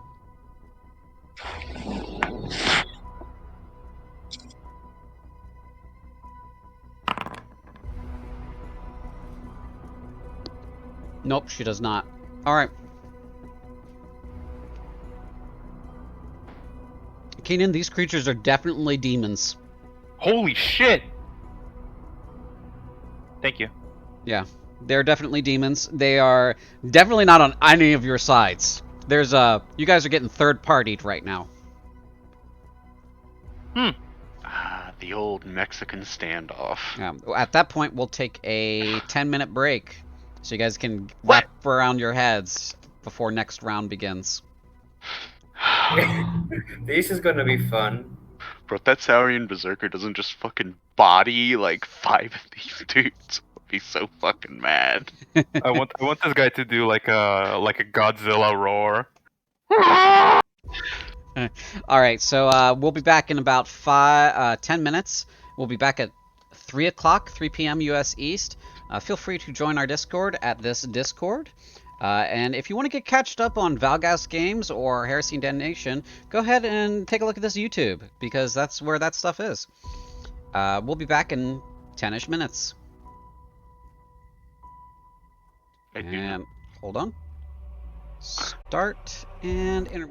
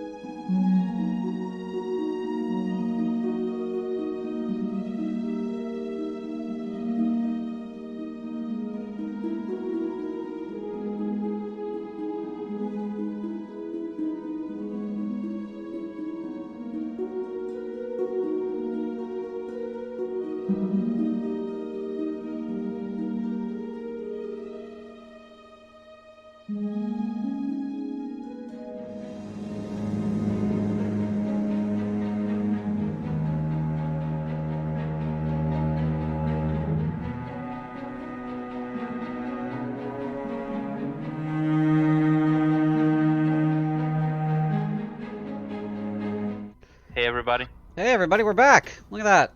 I have averaged and grouped the demons because that is more easy on me from an administrative standpoint. Wow, look, dude, there's a neat one, there's a privileged one. Oh, the neat and sloppy one are probably, like, enemies. Yeah, they probably don't like each other, as far as we're aware. That's why they're in two separate groups. Yeah, Norman, go ahead. It's your turn. Alright, the game's paused. No longer. Oh, since I've been in the front lines, would I be able to tell what the fuck these things are? Yes. And they are. These are demons. Well, either way, it's probably a better idea to, instead of jumping into a water, to get the squishy people further from the furthering demons, whatever. Alright, so what are you doing? I'm not sure if this would count as an attack, but I just want to kind of pull Elaine further away from the Shore? shore. Yeah. Okay. To move her would be an action, yeah. Okay. Adeline, do you resist?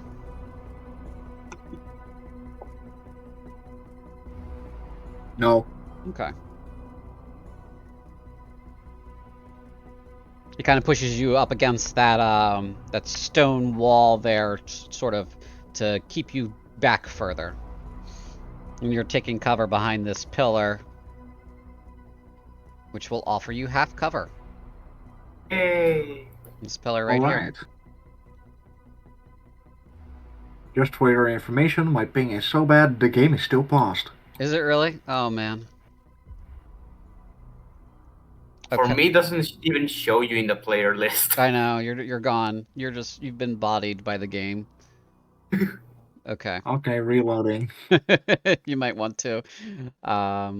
Okay. So next up we got Hideki. Hideki, it is your turn. Okay. Hideki will like look at the Saurian, and he will like point to which ones are closer. Yep, he's gonna point to the ones over here. And he's going to redraw his short sword. I assume that there were shadows over here. Yeah, there's some shadows over there.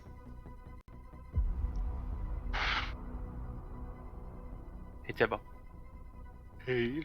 Just remind you buddy. that I gave a healing potion to you before. Is it a bonus action to drink the healing potion, or is it an action? It's a bonus action to drink your own healing potion. There's an action to drink your own healing potion. It's an action to feed it to someone. Gotcha.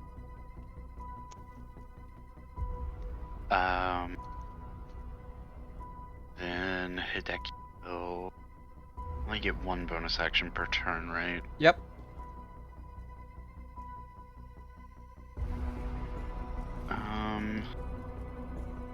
Shit. Hideki will point over there. He will, as an action,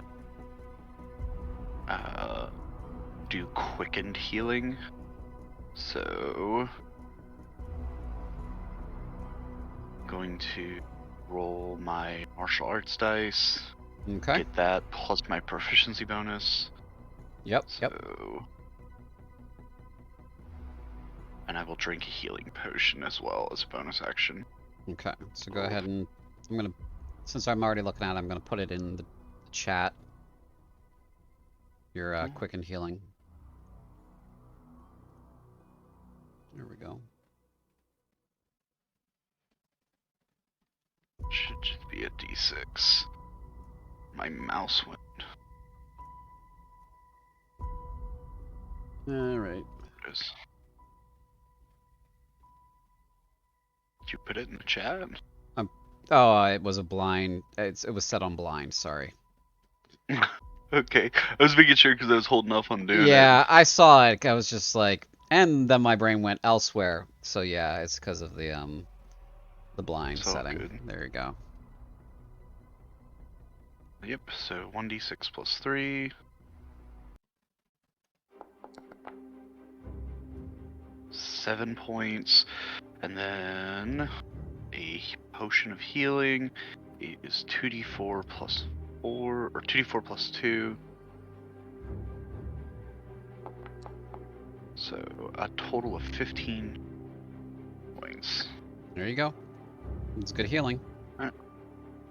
That is one of Hideki's. That's Hideki's whole turn. Okay. Not going to move.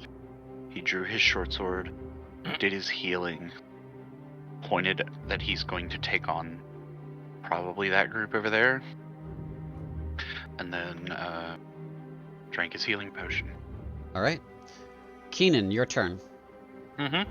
Keenan looks left, right, and he looks to this berserker, and he says in Skaldi, "Are you going to fight or are you going to run?" Okay. He cannot not reply. It's not his turn. Oh, okay then. Okay. So, I thought he would reply. Let me reform it as are you going to run or are you going to fight? I think we're going to fight. I'll take the right side. And Keenan will put his little lizard friend on his shoulder, and he's going to start moving, saying a last thing in like Skaldi, "May this be a show of our good faith." And he's going to start moving. Difficult terrain, right? Yeah. Okay, he's going to move here. And he's going to bonus action. He's going to draw his quarterstaff. Mm-hmm.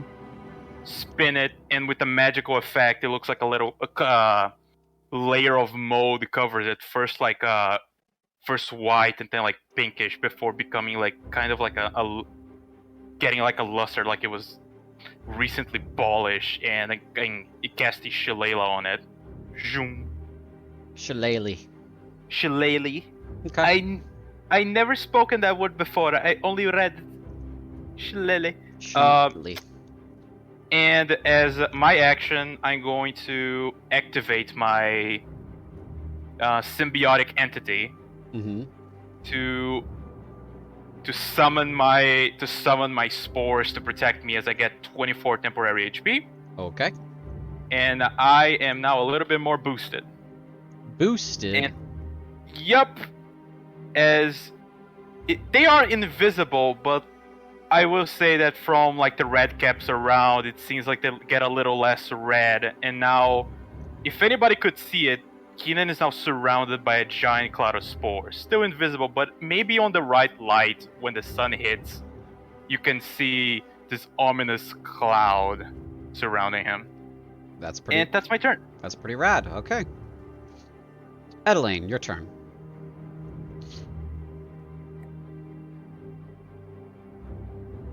As she gets pulled behind the wall by Norman, she take quick note of what is happening in front of her, of the three people that she can see that are not on the island. Seeing as Keenan is powering up, I think is the best word to say. She is going to grab another card from her deck and throw it to Verkassa. This time a spirit of an owl, giving her bardic inspiration. Ah. Bardic inspiration for Verkassa. Great. It's 1d8. Okay.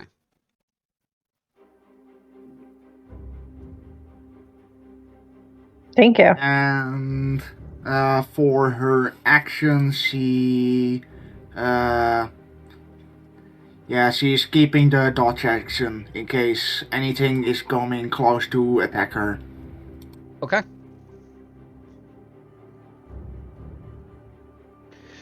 For Winter's turn, Winter is going to stand beside her Okay. and not doing much else. Sorry. Okay. Oh. End of turn for both of them. Okay. It is now the spined devil's turns. These demons have landed in the trees and they've kind of surveyed the battlefield and are now moving.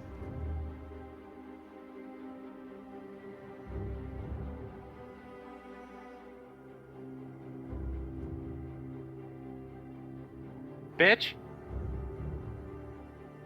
Bitch, okay. Yeah. It's me mocking them as they fly.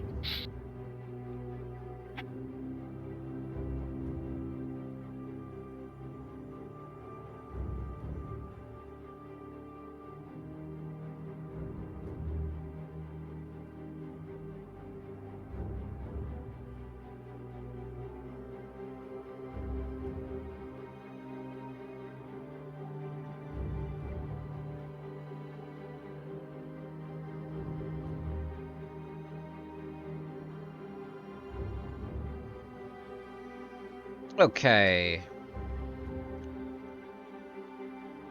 The sloppy one is going to make its 2 tailspine attacks.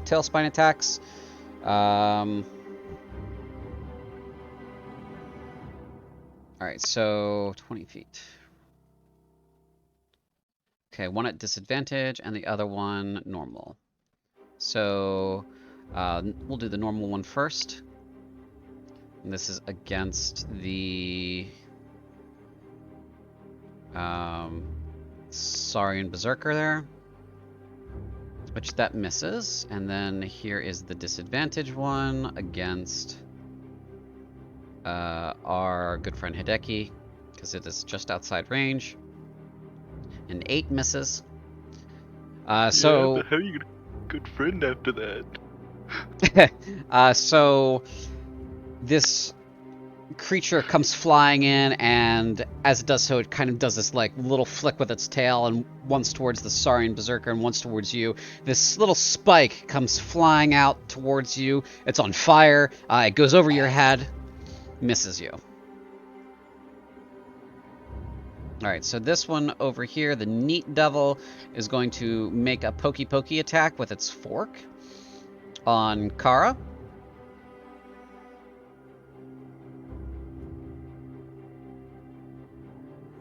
That misses, and it's going to try to bite her.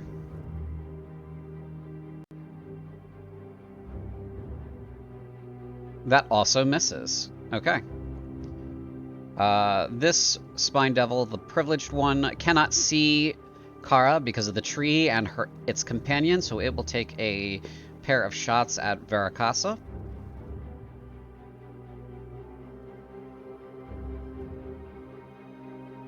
Does 15 hit you?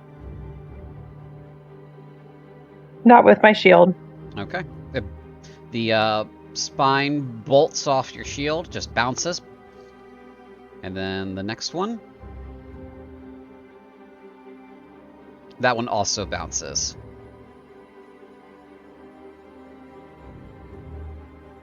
The Gormless Spine Devil does the same.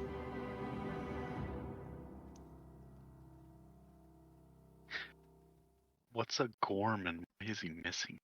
18. Does 18 hit you? Yes. Okay. So, alright.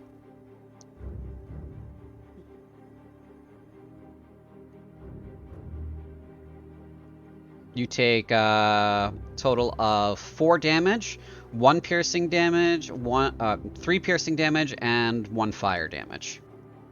I don't think it matters right now. No, because you are not raging. You don't have any resistances to that. Okay. What is a Gorm, and why is he missing it? Yeah. Alright. Gorm? The albino one, which is just this fine devil that is just stark white, just attacks, shooting its tail spines at Hideki. Him. That one misses. That is a 9. And then the next one.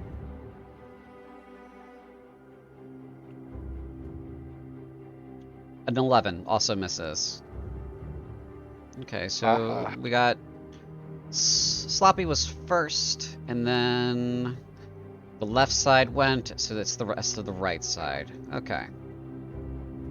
Well, they're all outside of range, so they're all hitting at disadvantage. This one's going to miss automatically. So the interested Spine Devil will take shots at the group on the road, but all of those shots miss automatically. No, wait, they don't, because it's 80 feet is the max. So, 1 shot at Edelin and 1 shot at Norman, and those are at disadvantage.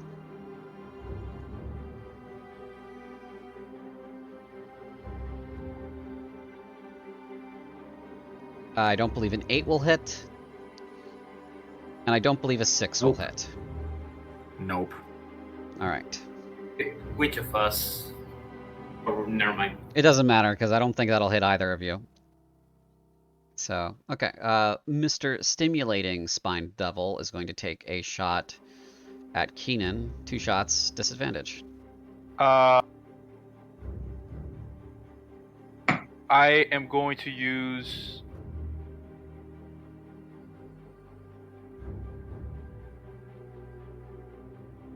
A 9 doesn't hit you. Does a 15? No, it does not. Okay. So both of those miss. The Careful Spined Devil will go ahead and do the same at Keenan. Hold up, CJ. Sure. I want to use my reaction to activate my Sky Blinder staff at it. Okay. So it makes the attack at disadvantage and Constitution. Oh wait, hold up. Let me just link the item. But it makes a disadvantage anyway. It was already at disadvantage because it's just outside range. Oh yeah, I thought this one was closer, but either way, I want to blind him. Okay, so you need to make a con save. Yep.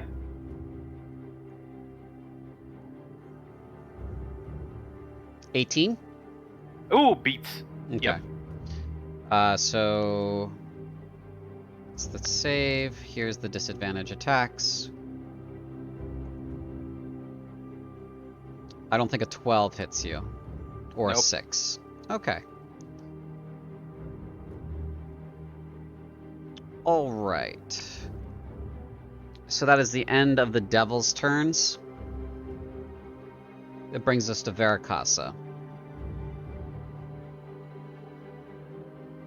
Okay. Verica will...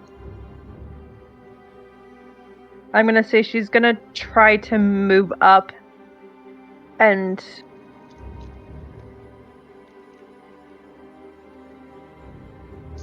into this range, and try to swing at the demon that's attacking Kara. Absolutely.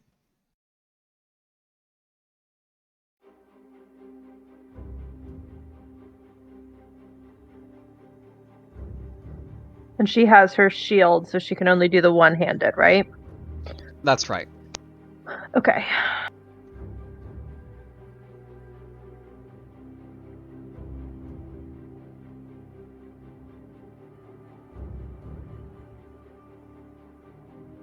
I will, before I do this, bonus action rage. Alright. That Would you seems like like to the rage? smart thing to do. Would you like to So rage? yes, I would. And her canines kind of elongate just a little bit, and her eyes flash yellow. That's what her rage looks like, and it comes out a this barking growl kind of sound Wonderful. as she channels her wolf totem. And again, I don't know how to make the thing do the thing. Okay, are you trying to attack? Yes, Go to inventory, and then you I click am there. you click on the... There you go, you got it. I got it.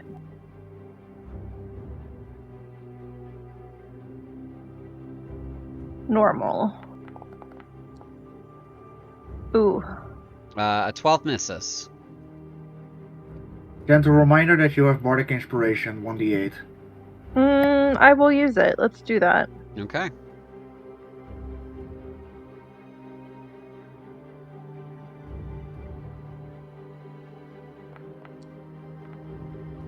Does an 8 help that score? It does. You do hit. Okay.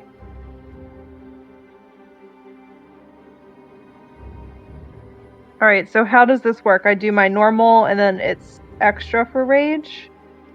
Yes. Or is it, do I not? Okay. It should be built in. Hold on. Let me take a look at your rage gives you an additional 2 melee damage. So that doesn't look like that's built in there on your sword. So hold on. So that would be 11 points of damage. Yeah. Okay. Against the one that attacked Kara? Yeah. Alright. Great. You have a second attack. Oh, I'll go again. Let's do it. Alright.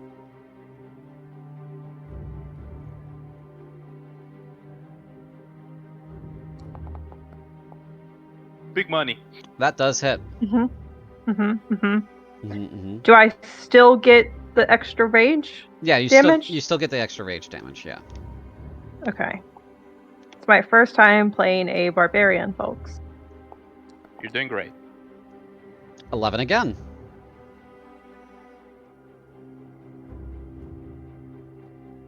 Yeah, you cut that one down. It is dead. So as she growls at its dead corpse. Yeah, it's kind of like flapping in front of Kara. She kind of like steps back and is kind of defending herself, blocking the fork and kind of slapping it in the face with her short sword to keep it from biting her. And then you go up and you stab it straight through the rib cage, and then you hack its head off and it hits the water. As its body hits the water, black sludge comes up, bubbling, and it seems like whatever it was made of is cooking off. Does it feel like it's dangerous to us? Yeah. Make an insight check. See how you feel about it. Okay. See how you feel about it. Uncomfortable. Let's start there. They just peed. It's real on the gross. pool. It's real gross, but Okay. it's probably toxic if you eat it. Okay.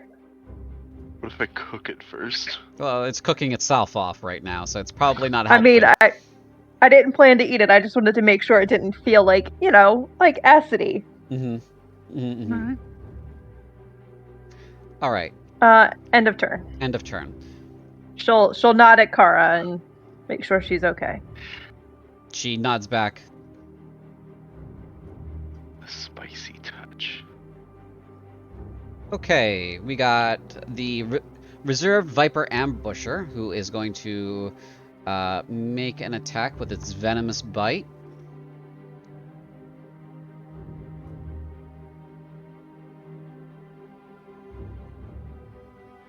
Alright, that misses.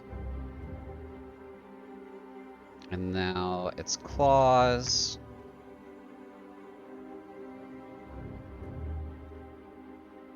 That hits. Okay. And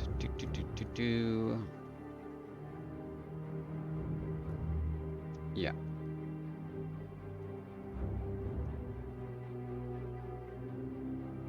And now it's dagger.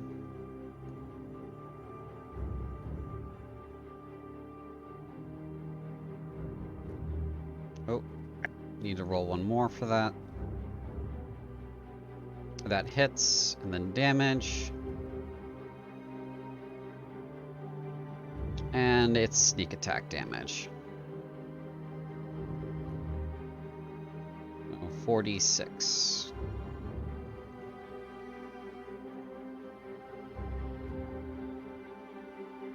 Alright, so it brings it up to 24 on the stab.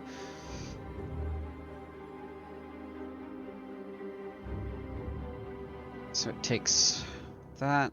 Okay. So out of the water comes this viper, just tries to bite at it.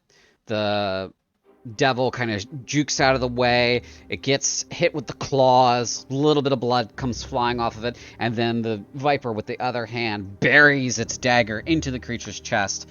It staggers, but it's not dead.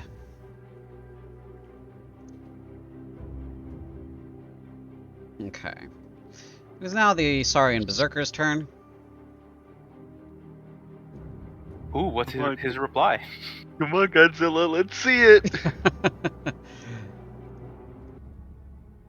Okay. Oh, the music change. I like your little man, time to smash. I like your funny words, Magic Man. Alright, Oh no, he's so big.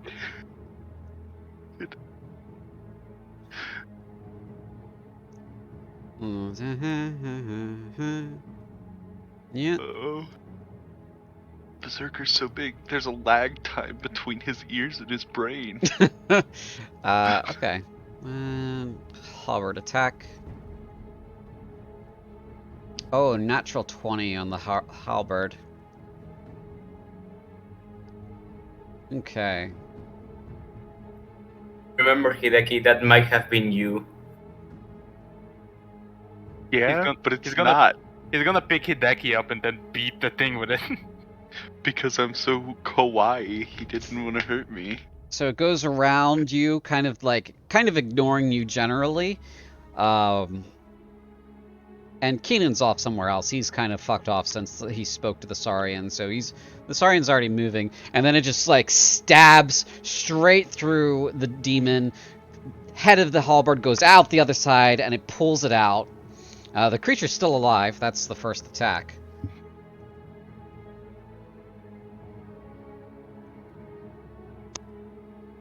Second attack hits. Alright.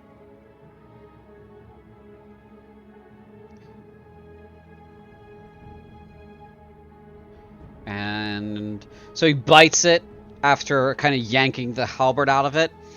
It screams. And then he is going to try to rake it with his claws. And that hits.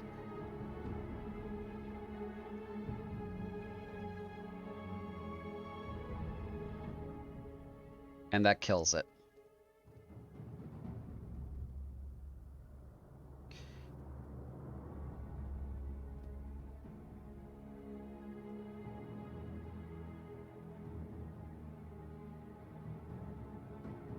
All right.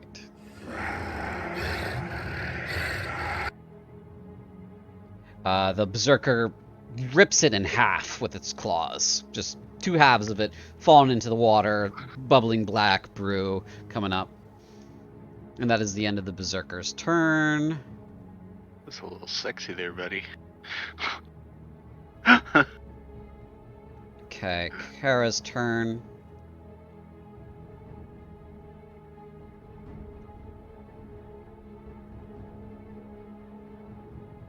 Okay.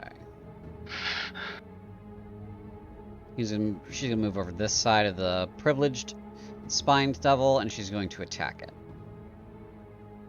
That's his privilege, though. He can't just do that.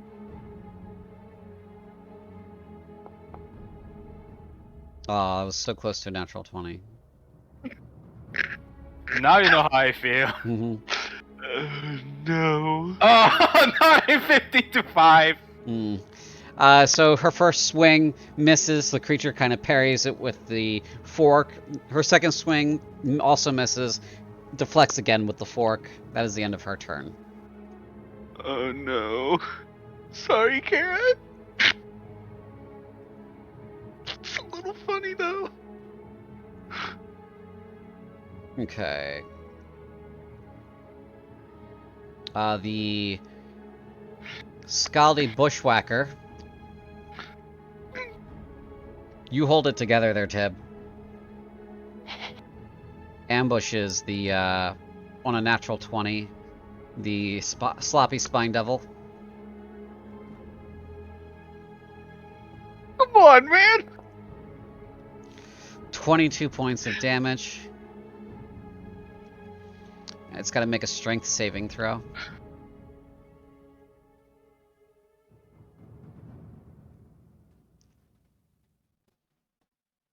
And Where? Holy shit, where did this guy come from? he's been here the whole time. He's what dragged you underwater. Dude, I assume that was just a really angry fish. No. It was Remember, kids, it was an aquatic Skaldi. piranhas are just tuna with teeth. Tuna with teeth. Tuna with teeth. Yeah, okay. It saves against the drowning jaws. Still takes the damage though. Spear attack.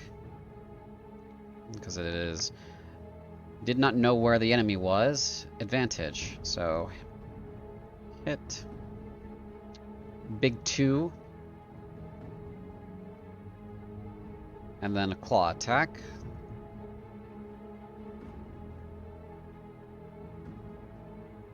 Miss. Okay. And he can pull the target underwater. So he's going to do that. He's going to pull 15 underwater. So You can't breathe underwater. the no, it cannot. The demon gets pulled underwater, stabbed at, slashed at, definitely bitten pretty hard. And you can just see there's this just big roiling spot in the water where stuff is happening. Okay, that is the end of the aquatic bushwhacker's turn. It is now Norman's turn again. Right, I'd like to do something stupid. Okay. I'm sorry if this leaves a little wide open, but I'd like to try to jump from this tree to this tree and then to this tree, hit the spine devil with moving blade, and then jump back. Of course, I'm able to dash as a bonus action. You'll need to pass a successful acrobatics check for each jump. Right. And dashing as my bonus action, 5 feet or 5 feet, so I'm down to 50. Leadership, please work. Acrobatics. Normal. Let go.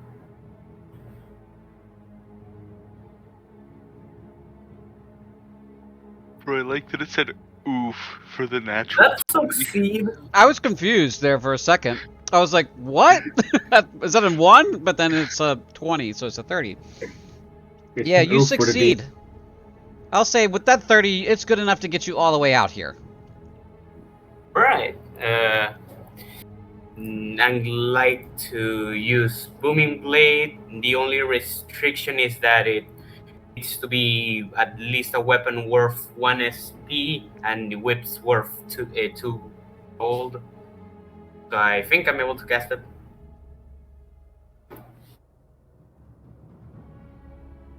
So Norman, as he's jumping between the trees, he's running the whip across the water, and the ripples start forming around it, and just strikes the devil with 1 swift strike. In attack is first the whip.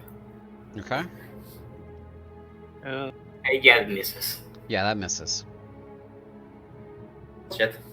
Then I'd like to use the remainder of my movement to get as close back to the shore as possible. Okay.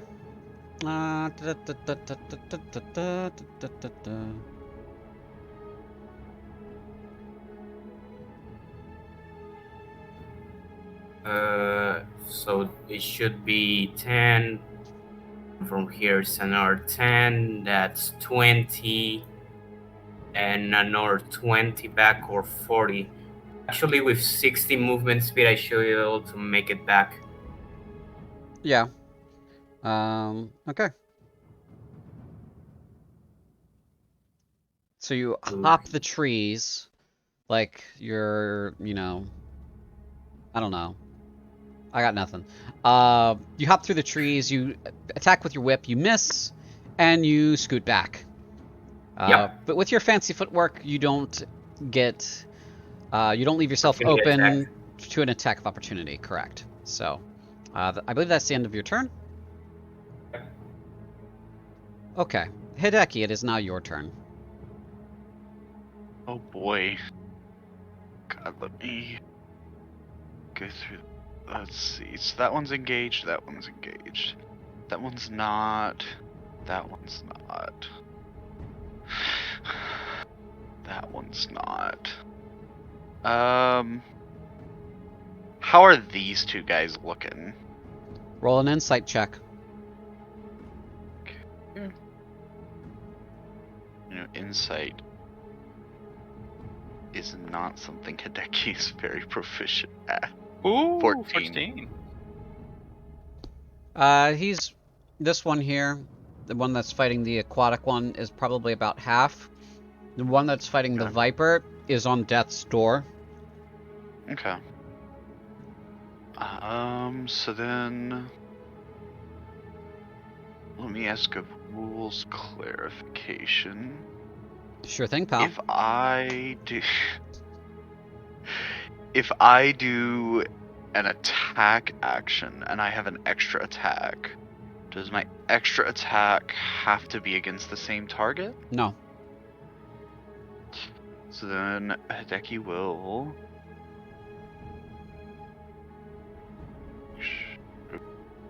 Hold up. It's the wrong thing.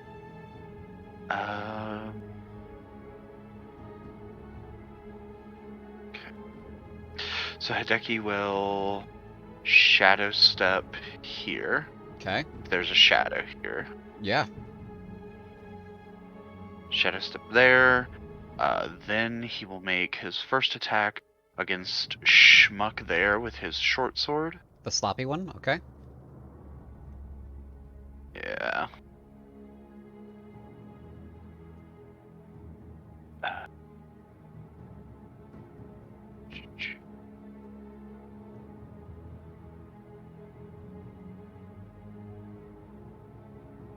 Sorry. You're fine.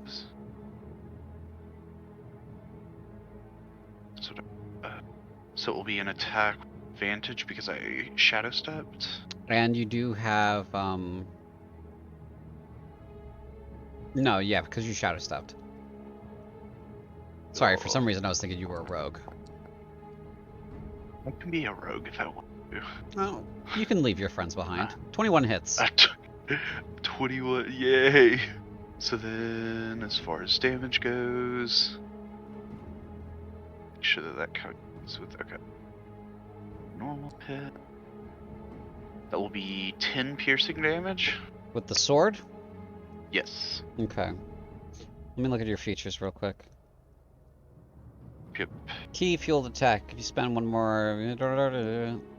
Nope, that's different than what I was thinking. I cannot use bonus actions, unfortunately, because I did my shadow step. Key empowered strikes. Ah, okay.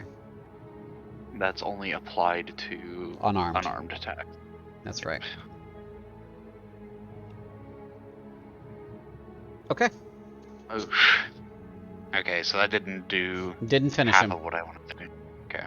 Then Hideki will move 5 feet this way. Alright, prepare to get forked. Consent to that. 13 doesn't hit you. 13 does not hit me, thank Christ. So you shadow step, you're in the water, you're about waist deep, and you stab him. The sword doesn't go in very far. You pull out, you kind of like shift back out of the water, backwards out of the water, and it's kind of like takes its eyes off the aquatic one for a second to jab at you with the fork, but you're already 5 feet away by the time it gets the fork out there. So then I will go ahead.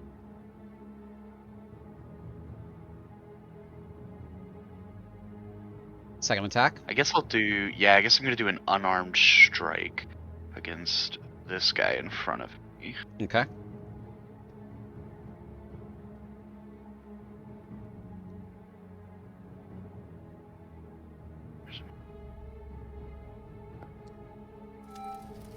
Ooh. You kind of overestimate your footing, and when you make your strike, you lose hang it. on. I have... You have? I know, I was just seeing some. Give me a second.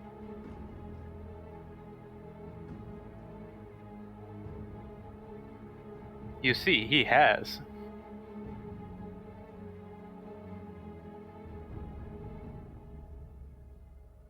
Oh, shit.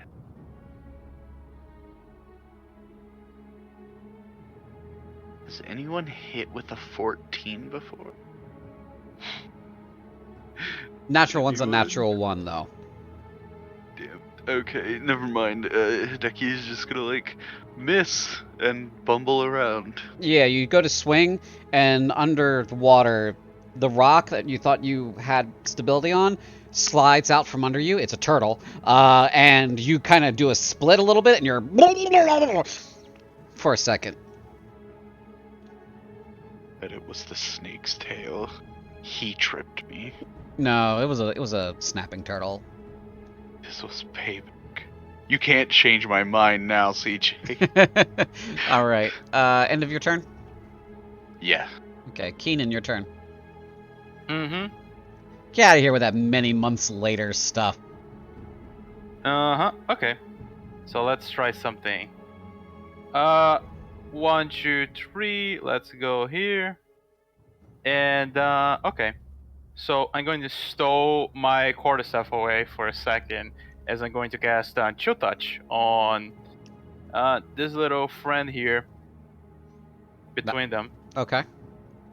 Oh yeah. You would not consider a cantrip weapon attack, would you? No, it is a spell attack. Okay. Yeah. So I'm gonna cast Chill Touch on this thing. Mm-hmm. Saving throw or attack roll? It's an attack roll. Okay. Let's go, big money! That hits. Oh, baby!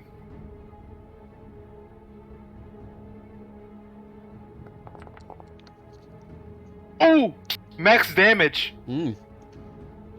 16 necrotic damage. Okay, he's dead. Okay, as Keenan does that, he's going to say really quick, Hideki! Hideki, don't kill this, please. And then he's going to really quick also say in Skaldi, don't attack!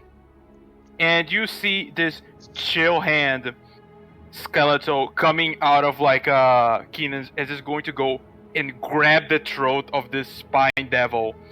It's gonna pry, dislocate the jaw out of it, and with the reaction, the invisible spores are going to start entering and start affecting its brain, and I'm gonna take this as a zombie. Oh. Hold on. Let me see. I believe it's a creature if a creature dies close to me. Where's your thing? What's it called? It's called fungal infection. If a beast or a humanoid. It's neither. Never mind. Yeah, spend one, because you did declare that you were going to do it. So you got you got 3 left. This doesn't work on this creature. There's something innately wrong about this creature. You get that now. After you try to do this, you understand now that even though it has physical form here, there's something wrong about it being here. There's some kind of physical, natural law that has been corrupted or broken by its being here. So it does not work. Okay. Bonus action. I'm gonna cast Hunter's Mark on this thing. This one. That one? Oh, I cannot mark it. Oh yeah, that one. You did. You got it. You put a dot on it. Yep. How did This one's gonna be How Hunter's did you Mark. do that? Right click. Yeah, I right click. And all kinds of I also stuff. right. Stuff pops up. Oh, I don't know. Alright, go ahead and put your dot back on it. Okay. So he's Hunter's marked. Yep. Okay, end of your turn? Yep. Adelaine, your turn. 600 years later, we get it.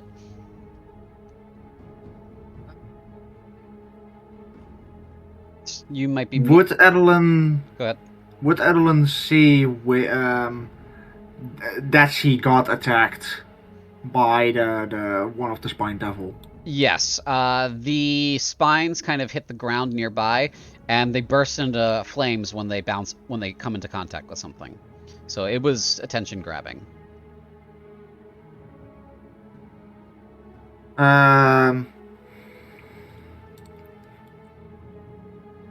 All right. Adeline would unsheath a rapier from her side and hold it in a kind of strange way. Hold it like you would wield a short sword. It is just her way of wielding a rapier.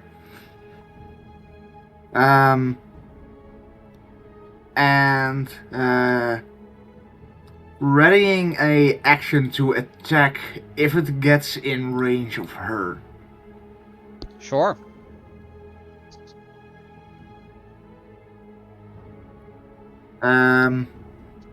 Winter? Yeah, I think that's end of turn for both Adeline and Winter. Winter is not doing much. Okay. Alrighty. That brings us to the devils.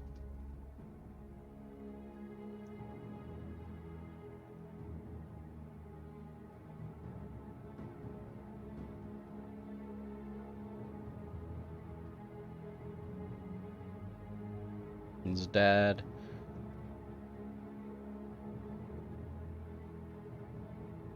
Okay.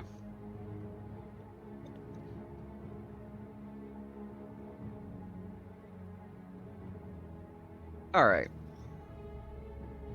The interested one is going to take a multi-attack, starting with a bite on Winter.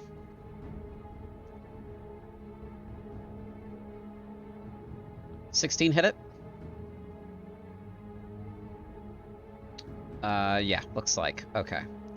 So Winter gets poofed out of existence immediately. And that is the end of the Spined Devil's turn. It cannot move farther because it took an action to bite. So it tries to eat this fox, reaches down and bites at it, and the fox gets grabbed, doesn't escape in time, and just boop, gone. The Spine Devil looks very confused by this. Okay. The privileged one here is going to make 2 attacks, 1 each at Kara. That's gonna hit.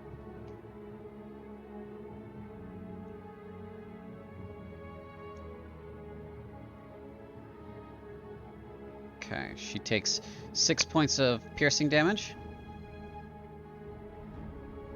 Now, bite attack. And that misses. Alright, that is the end of that one's turn. The Gormless one is going to attack Veracasa.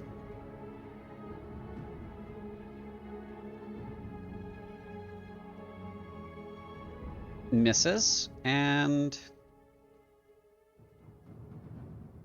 12 also misses. So, Veracasa, you kind of block with your saber and your shield the bite attack and the fork attack coming in at you. You notice that Kara nearby kind of grunts "Ugh!" as she gets hit with the fork. Or bite? Yeah, bite. Okay. No, the fork. Yeah, the fork. She gets poked. Okay, that brings us over here to the sloppy one. He's going to attack the aquatic one. Sloppy, 19. I think 19 hits. It does. Okay, damage.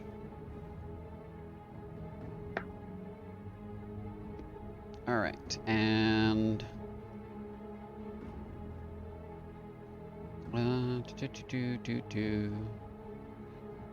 Don't believe it has that. It does not. Okay. So... -2. Alright. And now the fork attack. That also hits. Damage. Also 2. Okay. And last but not least, the Stimulating Spine Devil is going to make a bite and a fork attack on Keenan. Natural 20 on the bite attack, dealing 11 points of damage.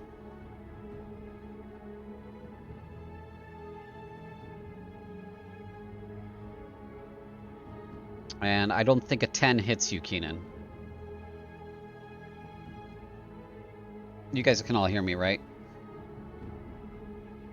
Yeah. I can, but he may Yep, be. I noted down the damage. Okay. It doesn't hit me, no. Alright.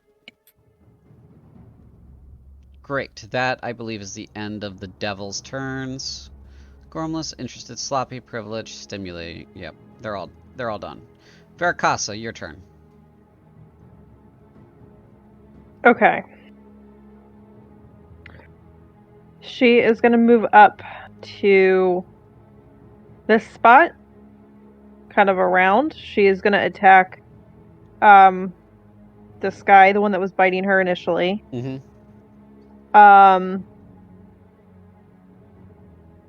Trying to bite her, I should say.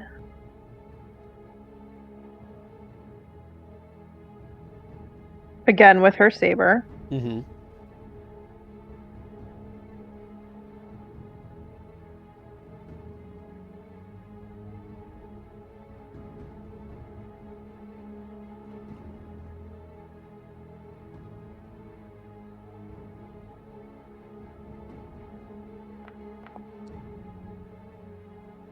That hits.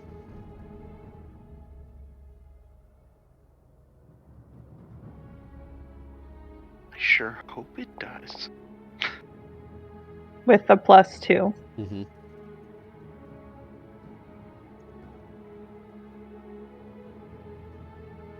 All right. 12 total damage. All right. Second attack. Same guy. Okay.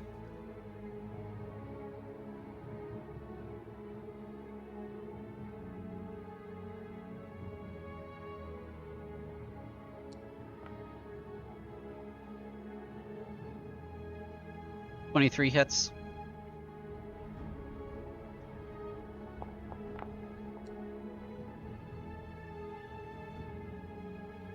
Another 7. Okay.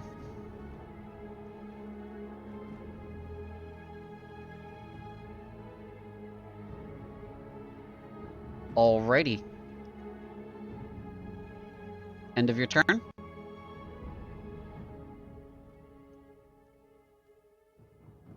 Yeah. Okay.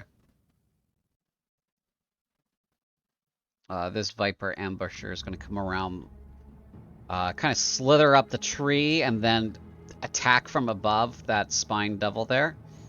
I'm going to start with the bite.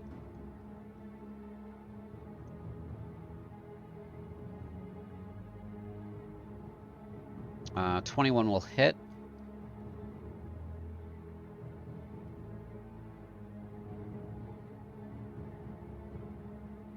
Uh, 2d4 and 2d4 plus 4 and 3d6 poison damage.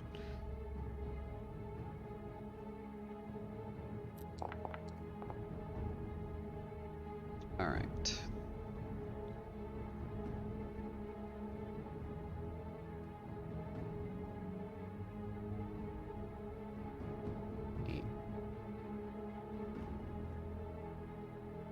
It's gonna dump his sneak attack into the bite.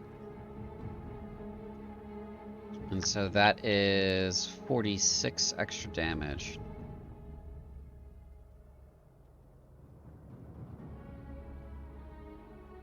Now that's a lot of damage. Alright, that's... Alright.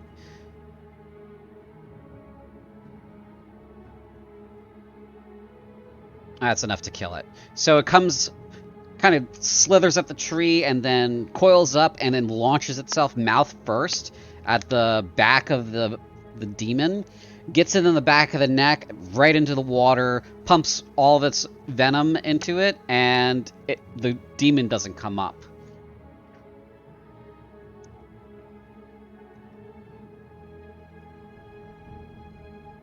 Okay.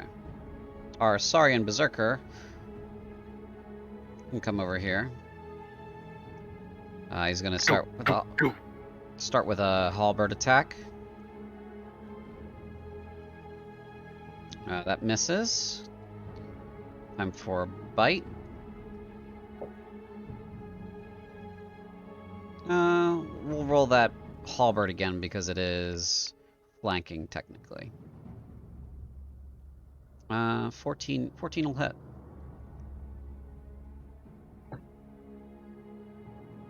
Uh, 11, so... Okay. And now the bite. Oh, that hits.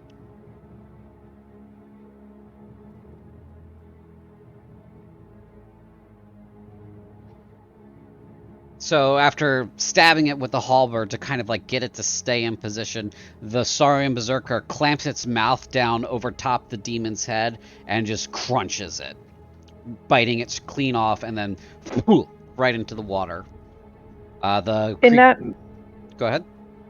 I was just gonna say, in the moment when they're squaring off, can Verica kind of nod to the Berserker and kind of gratefully, and then turn over towards Kara. Sure. Go ahead Just to kind of like yeah. have some sort of interaction with the Berserker as like a, Fellow. thank you for the fighting and like Mhm. to, yeah. Okay, go ahead and give me a persuasion check. Okay. With advantage because we just killed a thing, right? Sure. Yay. Maybe you're speaking its language now.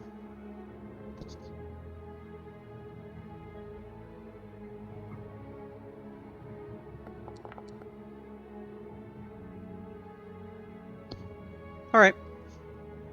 Well, that's the end of the Saurian's turn.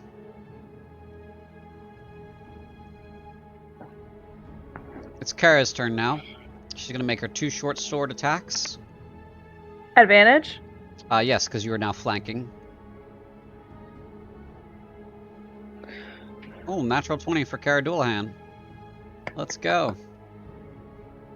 Let's go. Let's go ahead and use that lovely, lovely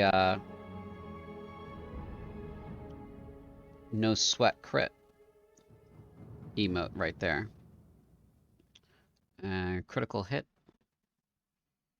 That's a big 11 damage. On that first stab. And the second attack. 14 will hit. And that is 7 damage. Okay. Still alive. It is now the aquatic bushwhacker's turn. He's gonna go ahead and dive. Crikey. Crikey! It's almost like Livesey is here. His memory lives on. Alright. As you're facing off with the stimulating spined devil, who's quite stimulating, out of the water comes just this big pair of jaws just come out of nowhere, grabs the spined devil and drags it under. Opportunity attack? No, this does not cause an opportunity attack because the creature didn't move out of your range on its own accord. It just it's facing off with you and then yoink, it's gone. So it didn't move to break away or anything like that. Do you follow what I'm saying? I follow what you're putting down. Okay. Magic man. Spine Devil needs to make a strength saving throw. And they're doing well in these saves today. Alright, damage. Normal hit. Okay. And now spear attack. That misses. And now claws.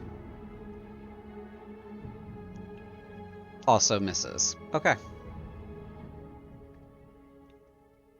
That is the end of the aquatic bushwhacker's turn.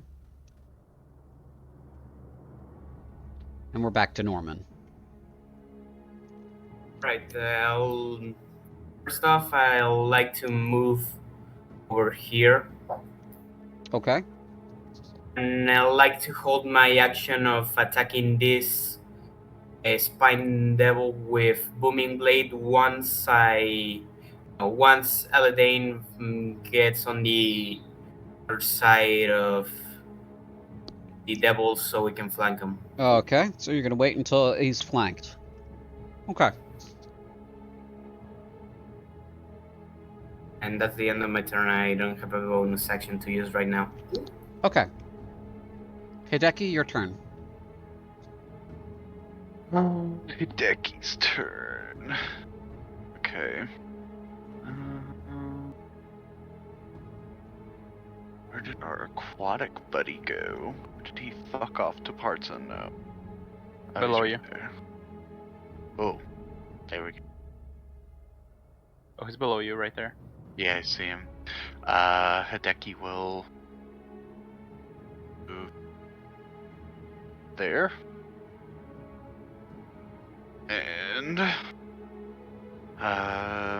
he's going to make some unarmed attacks. So he's flanking, so I'm going to hope that I can get some advantage on these. So this will be a straight roll because you're punching down into the water because the Spine Devil is underwater as well. But you can tell from the thrashing about where they are. So you're just hoping you hit them on a straight roll. But otherwise you would have had advantage if they weren't in the water. That hits. 24. 24 hits. This will be 6 magical punching damage. Magical punching damage. Yeah. Due to It's due to your key empowered strikes. Yep, your key empowered strikes. And then let's see here. So I do get 2 attacks. Yep. This is the second one. No, probably not. No, 10 misses. Into the water. That's You don't feel anything else. As you pull your okay, your arm back out, it's covered in crawdads. so we're gonna do a flurry of blows Okay. for a key point. Okay. So 2 more attacks. Crawdads come flying off your arm as they get launched at velocity as you're punching back down into the water. 19 and a 20. Yeah, both of those hit. Those crawdads had the best time of their lives. Is that 2 10 ones? damage. Okay. Yep. Alright, that finishes him off. Okay. You feel something impact on the first hit, and then on the second hit you feel something cave in. Doesn't come up, the black bubbling substance comes up with it, with the nothing that comes up. Just black bubbling. People kind of like, when he finishes caving in, he's gonna like grab a little bit and like toss it to the side if he can to like free up the aquatic tuna It's down there. really hot when you grab the substance that's cooking off. It's really hot. Not hot enough to burn you, probably because of the water, but it's really hot. Ice, ice. Okay. Okay, end of your turn. Yeah, that's all Hideki's got. Keenan, your turn. Okay. Oh yeah. I cast Hunter's Mark, so my little entangle area is gone. Right. Mm-hmm. Okay, I'm just going to consume a second level spell slot for me to cast Misty Step Okay. as a bonus action. You know what? I'm gonna use a little bit of my movement just to make this a little bit cooler, and I'm gonna teleport here. In a puff of smoke, Keenan just pops in front of you, Adeline.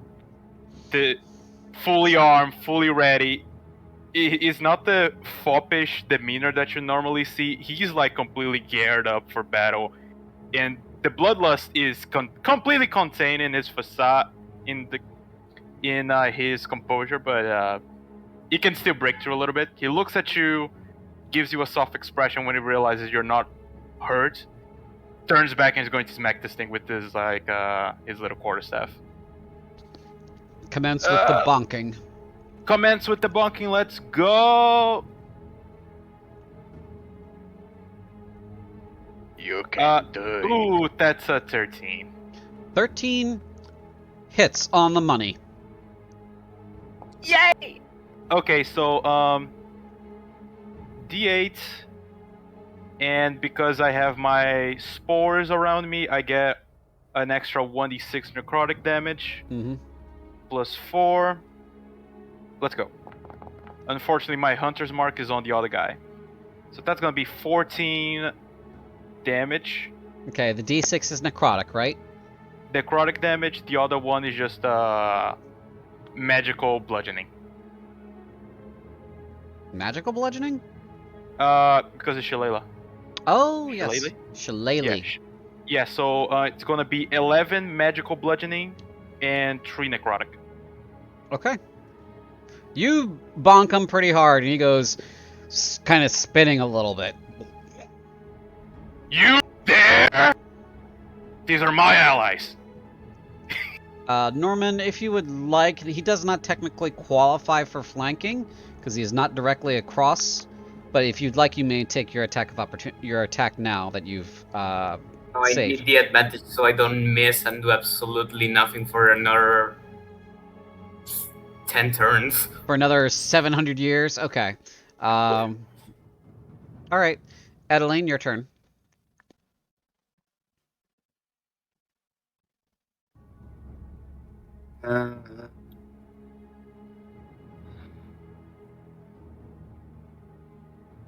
As far as out of character I can see, there are only 2 alive on the map. Correct. The rest are pools of bubbling black goo. Is it possible to move through an ally space? Yes, you can move through ally spaces. You cannot stop on an ally space, but you can move through it.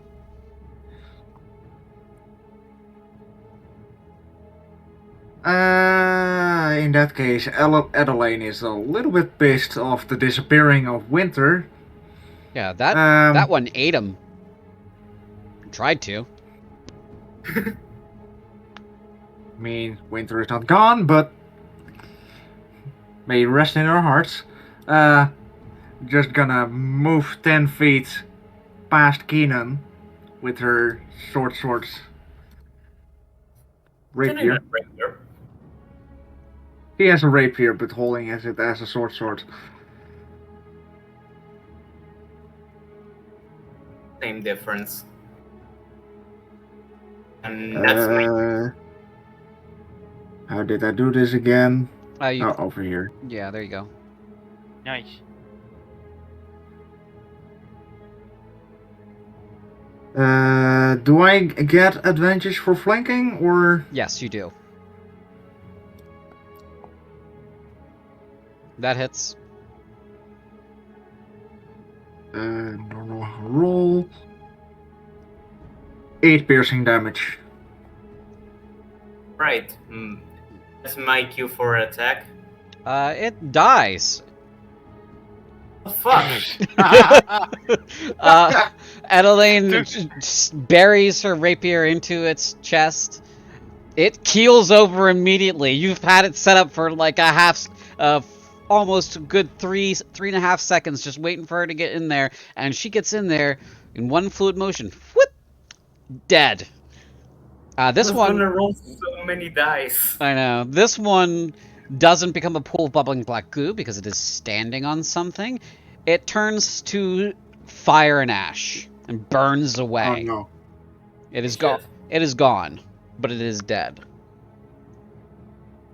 I put a A good hand. addition. A good addition to see Adeline being angry.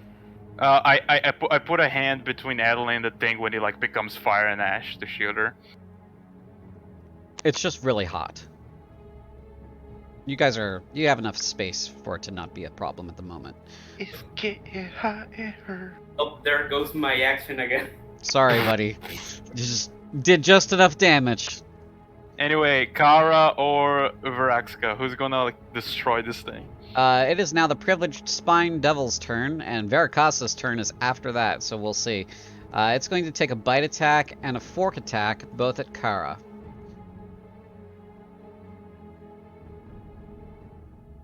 That'll hit. 5 points of slashing damage.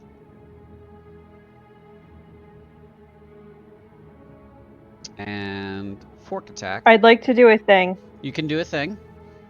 So I can, as a reaction, intercept anything that is within 5 feet of me. Okay. So I can take some of this. I can try to intercept some of the damage. All right. Let's see. I have to read it. Hold on. This is your interception feature. Yes, when a creature you can see hits a target other than you within 5 feet of you with an attack, you can use your reaction to reduce the damage the target takes by 1d10 plus 3. Okay. Roll a 1d10 plus 3. Okay. And it's within 5 feet of me, so I just kind of want to like bang it on the head and like just Yeah, you're just gonna bonk it a little bit and shift its attack. yeah, basically. Yeah.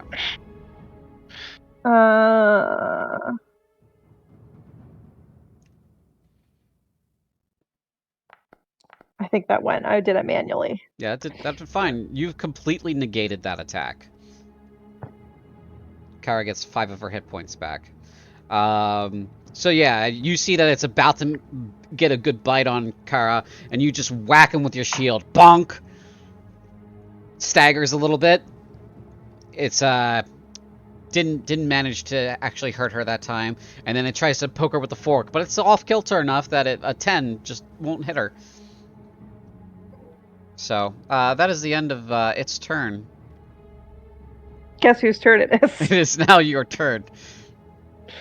I would like to I don't know, take a swing at it perhaps. All right. With your runed Cresfa saber. That is a family heirloom.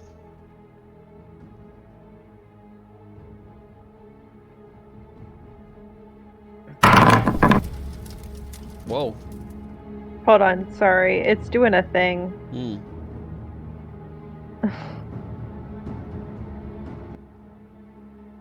Yeah, it got real loud for a second there. I don't know what happened. There we go.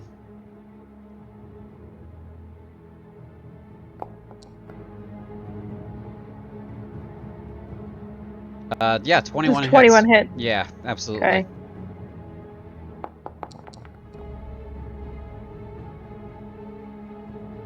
Uh, 11 points of damage. Plus the 2 for rage. 13. How would you like to finish him off?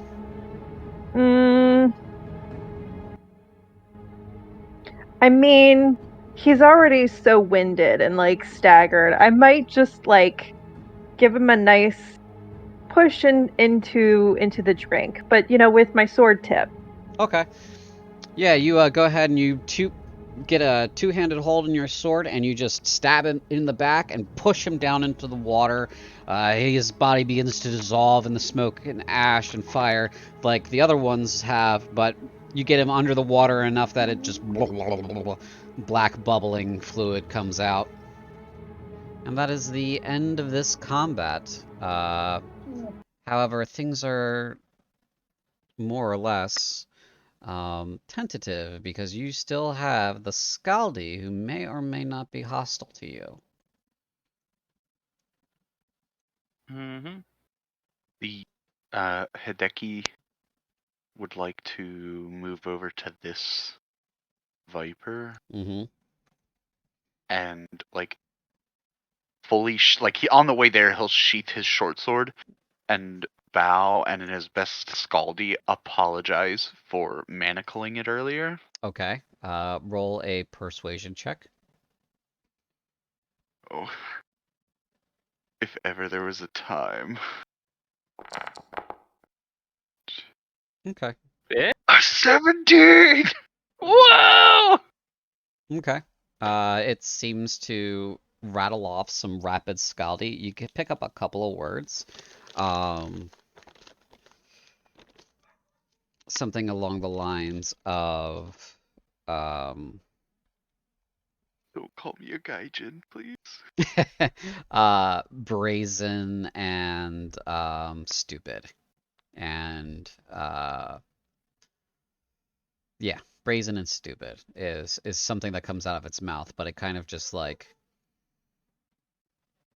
moves and stands off to the side, not really wanting to be too involved with you. Other than that, At least he's not really mad, right?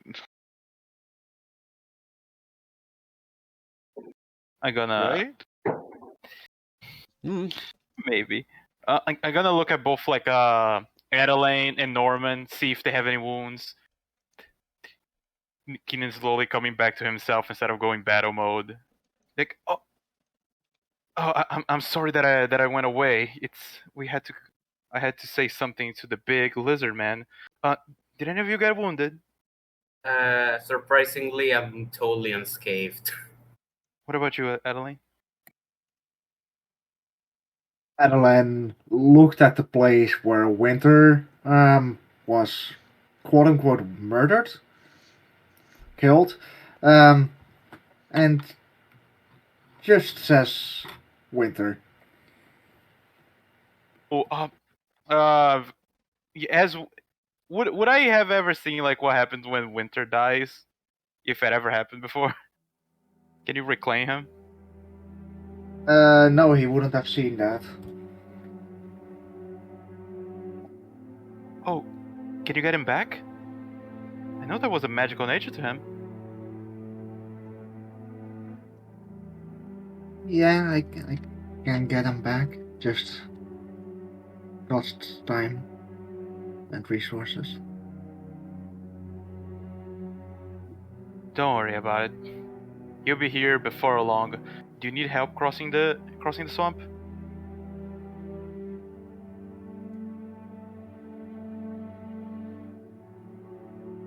Sorry, could you repeat that? You got cut out by my. Do you need help crossing the swamp? I'll be fine. Okay. You, Norman, we need to negotiate with them. Come with me. Let's go. Right. Before they get there, since all of that happened, Verica, in the couple seconds after the fight, wants to kind of have a little bit of a... She wants to clock the Berserker just a little bit to see how to kind of gauge their reaction to us at this point, or to me, since we killed these things together. Okay. And so she's gonna kind of look right at him. Mm-hmm. And as long as he is not acting in a hostile manner, he's going to see her rage fade. Mm-hmm. The very animalistic kind of features starting to go back to normal, in hopefully a way that seems to say that they are there for peaceful reasons. Okay. And is gonna very intentionally, clean off the sword and put it away. As long as the Berserker, the Saurian, doesn't seem to be wanting to attack her. Sure. Okay. Does not seem to be interested in attacking you at the moment. Seems to want to keep his distance a little bit. He goes back over to the big island, the middle island there. Does watch your transformation and kind of keeps an eye on you. Go ahead and make an insight check for me.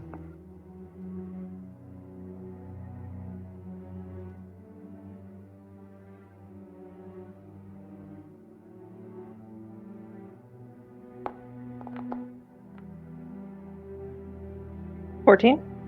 Okay. It seems to respect you. You're not really sure if it regards you as the same as the others. But this Saurian does seem to respect you a bit. Okay, so she will kind of nod, thankfully, the same way that she did during the fight, and start to approach the island, and we can pick up as everybody kind of goes from there. That I'm assuming that happens in the first couple seconds after the fight. Sure. I'm gonna cast a spell on Norman. Mm-hmm. I'm gonna cast Enhance ability on him. To give him Eagle's Splendor, so he has advantage on charisma checks. Oh.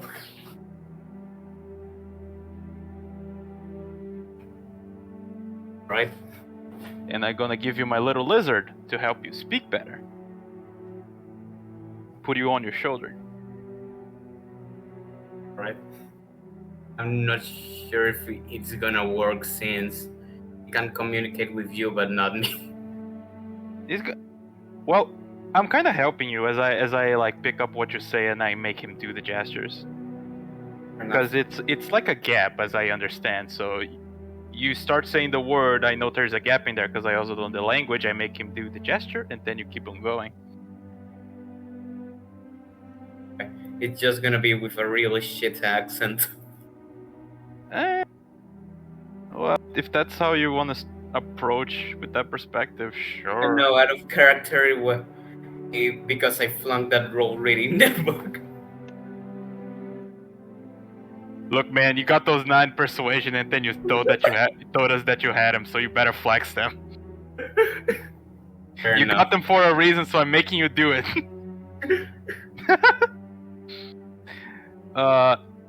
Yeah, I'll be going to the little island. Right. I'm gonna move my character. Is the lane gonna stay back there?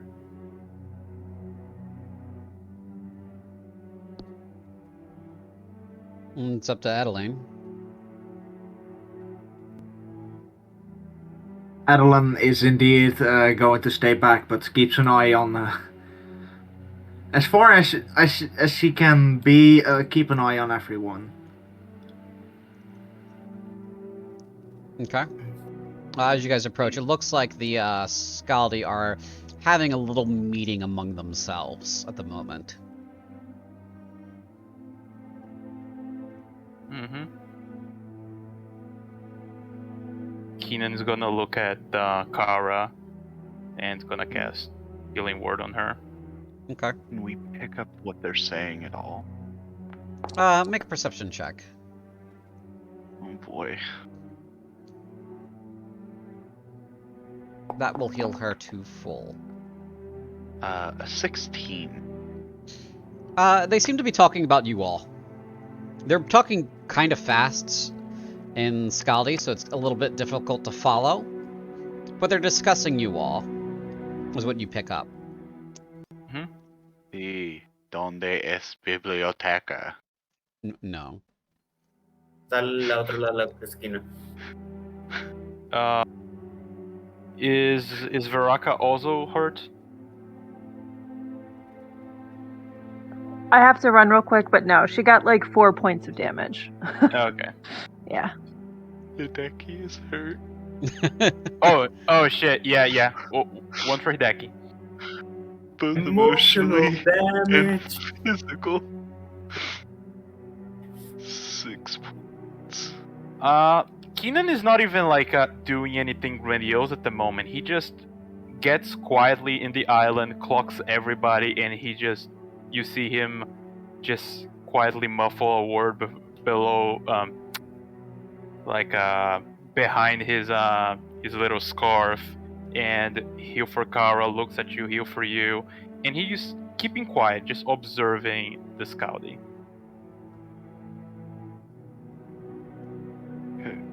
Okay, make an insight check about the Okay. Skaldi.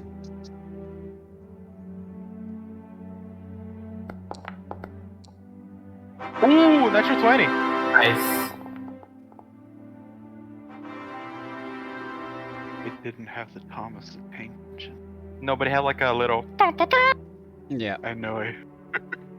No sweat. No sweat. Natural 20. There we go. Alrighty. Yeah. So with that insight check of natural 20, I'll go ahead and say that the Skaldi seem to be discussing you all. They do not trust you. They aren't really sure what to do with you. They do not want you going any further at the moment, mainly because they're not sure what to do with you. So they're kind of like discussing what's going on here, but they seem, what you're really picking up is they don't trust you, and they're unsure of what to make of you. You haven't behaved in the way that they expected you to, other than initially. So. And very seriously, he's gonna come here and he's gonna like pull Hideki, so he gives them space. Gonna pull him down. Hideki, are you gonna resist? Hideki won't resist. Okay. They don't seem to trust you. I mean, they don't not seem to trust us, which is to be expected. Do you have any suggestion how to proceed? Can I try to step forward? Sure. Sorry. Who has the most translating ability? Keenan raises a hand. All right, Keenan, you come with me. He extends a hand to Norman, and like the little is like gonna jump on it and crawls up to his shoulder. So I guess I'm gonna try to get their attention. Just Yeah. not looking intimidating, but looking kind of focused and serious, and kind of do like a little bit of a wave salute kind of thing to get someone's attention while they're talking. Okay.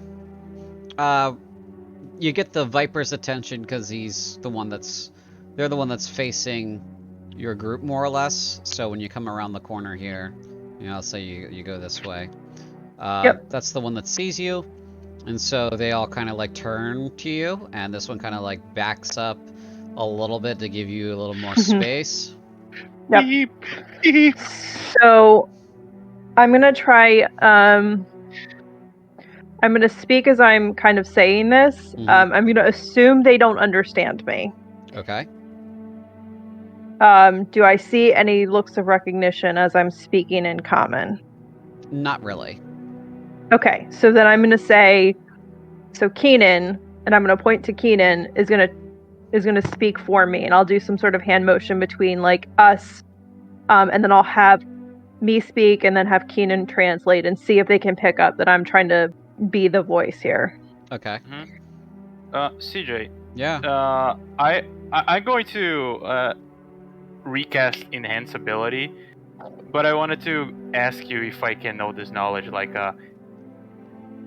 the diplomat and the translator. Which are the person that does the check? The person that speaks or the person that stands in? It depends on who they understand to be the one in charge. So it's really gonna depend on how the first part of this goes, and then they'll figure out who's in charge, depending on how the first roll goes. So it's up to you to make that call, which one you want to put that enhance ability on. But at the moment, you don't know which one is going to be the primary on the rolls here. I'm gonna trust Veraka. Okay. I feel like she's a great warrior, and they would appreciate that. So I'm gonna enhance her. All right. Yep. And that's for charisma checks? Yep. Okay. So all of your charisma-based checks are at advantage. I'm gonna go here, but like I'm not like getting up on this berserker's face. I'm just like putting myself so I can like speak clearly to them, since it's visual. Okay. All right. Looks at Veraka. Okay. As long as I have their attention, I'm gonna say that I am and I'll use the phrase warrior of the Kingdom of Cruinthe. We come here to speak to the Shadow Claw. Shadow Claw Notes. Confederacy. Yep. Shadow Claw Confederacy. And then I'll kind of, if they have any sort of symbols, I'll probably gesture and kind of say that we've recognized that you perhaps are representatives. We're here to talk. Okay. Not to fight. Both of you go ahead and, rather, Keenan, go ahead and make a performance check for me. Okay. Dang it. Okay, so Keenan's gonna take off his mask, and a flip is gonna switch, and there's not gonna be a flamboyant demeanor. It's just gonna be as serious as one can be. He's taking the situation that serious. Performance. That's a 9. Okay, your tail work could use work. All right, and Varaka, go ahead and roll me a persuasion check. With advantage. Yes, with advantage from your Eagle's Ooh. Splendor. 17. Okay.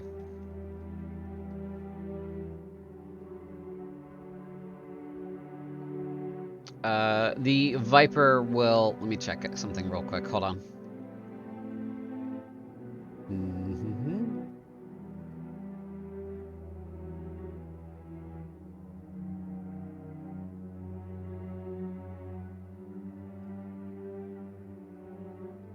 Yeah, the Viper will step up.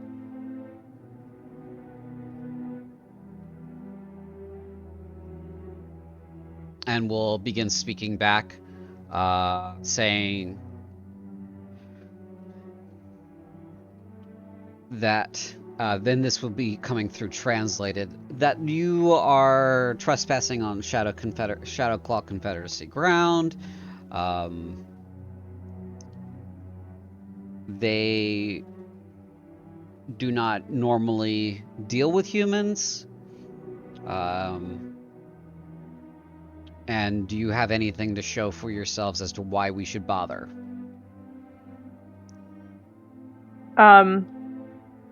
Vera will say, we have a letter of authority. I know that paper is not the best for showing our intentions. We are representatives of the kingdom, and what happened here today is an example of the future we'd like to pursue. There are darker things at work, and the skill of warriors can protect all of our lands, regardless of where we're from. Okay. Go ahead and make another persuasion check. Jesus, God, I'm not good at diplomacy. These are also... This one's also at advantage. Okay. Well, you're the one that stepped up, and I cheering know. for you. I'm cheering for I you. know. Let's go. Oh, natural 20! Oh shit! Oh, Oh do you my see that? god! A That's a 19 20 and a and 20! Holy shit! The magic of Keenan powers you. You feel the fop. Oh my god!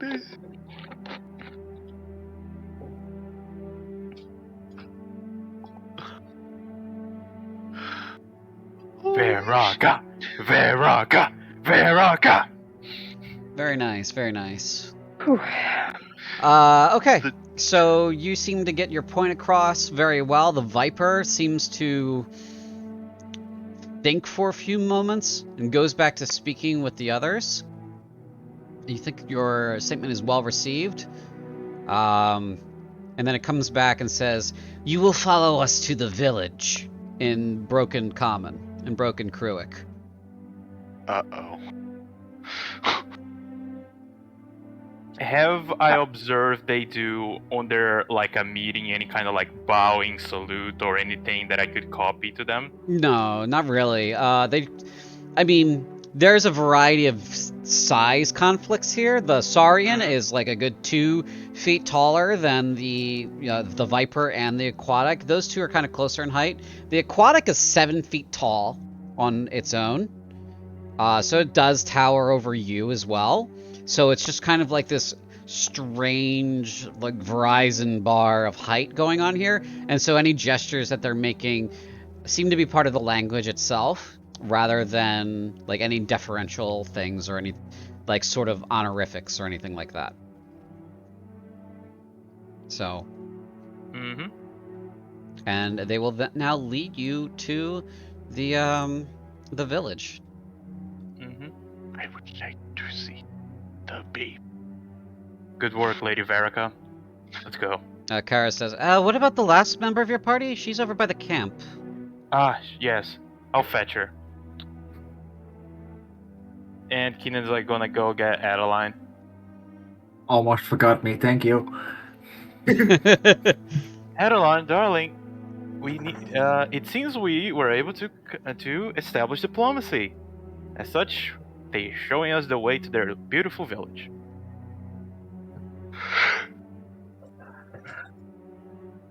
All right. Adeline knowing Keenan is Keenan, how much of that would be the truth? Well, it would be 100% truth, and the beautiful part, you just know that it's Keenan being nice. It's Keenan being Keenan. Understandable. Okay. Just complimenting people, jeez. So you guys will move ahead with the scene. We only have a little bit of time left, so we will save the majority of this for next time. Ooh. So we'll move back to the world map screen here. There's Tau coming along. Chugga chugga chugga chugga chugga chugga chugga chugga chugga. Yeah, we left Tau back in the swamps. That's Yeah. See you, bye. Bye. Have a wonderful time. Seriously though, come on, dude, get over here. Okay. So next time we will pick up arriving in the village. And thank you guys for coming along. I hope you all had fun. This was a great time for me. Lot of natural 20s, a lot of clutch rolls here today. I banned 2 people because they posted basically the same thing, which is like trying to sell followers and shit, which I don't have a tolerance for. Probably It's bots. cheap. Yeah, it's bots and stuff, and like, come on. But I hope you all had a good time. Meet us back here in 2 weeks on the 19th at 1 p.m. US East for the 3rd and final part of the Ferocity of the Skaldi. If you have any questions or if you want to join our happy little community, you can go ahead and join this Discord. And whenever Nightbot wants to get off its butt. There we go. And if you want to catch up on the Ferocity of the Skaldi, such as seeing episode 1, or if you want to watch any other Val'Ghast games or any Dark Heresy games, you can see that on our YouTube. And that's all I have for us this afternoon. I hope you all had a good time, and see you tomorrow for Heresy and Damnation. Bye. Have a wonderful time. Bye. Yeah. Have a wonderful time. Bye.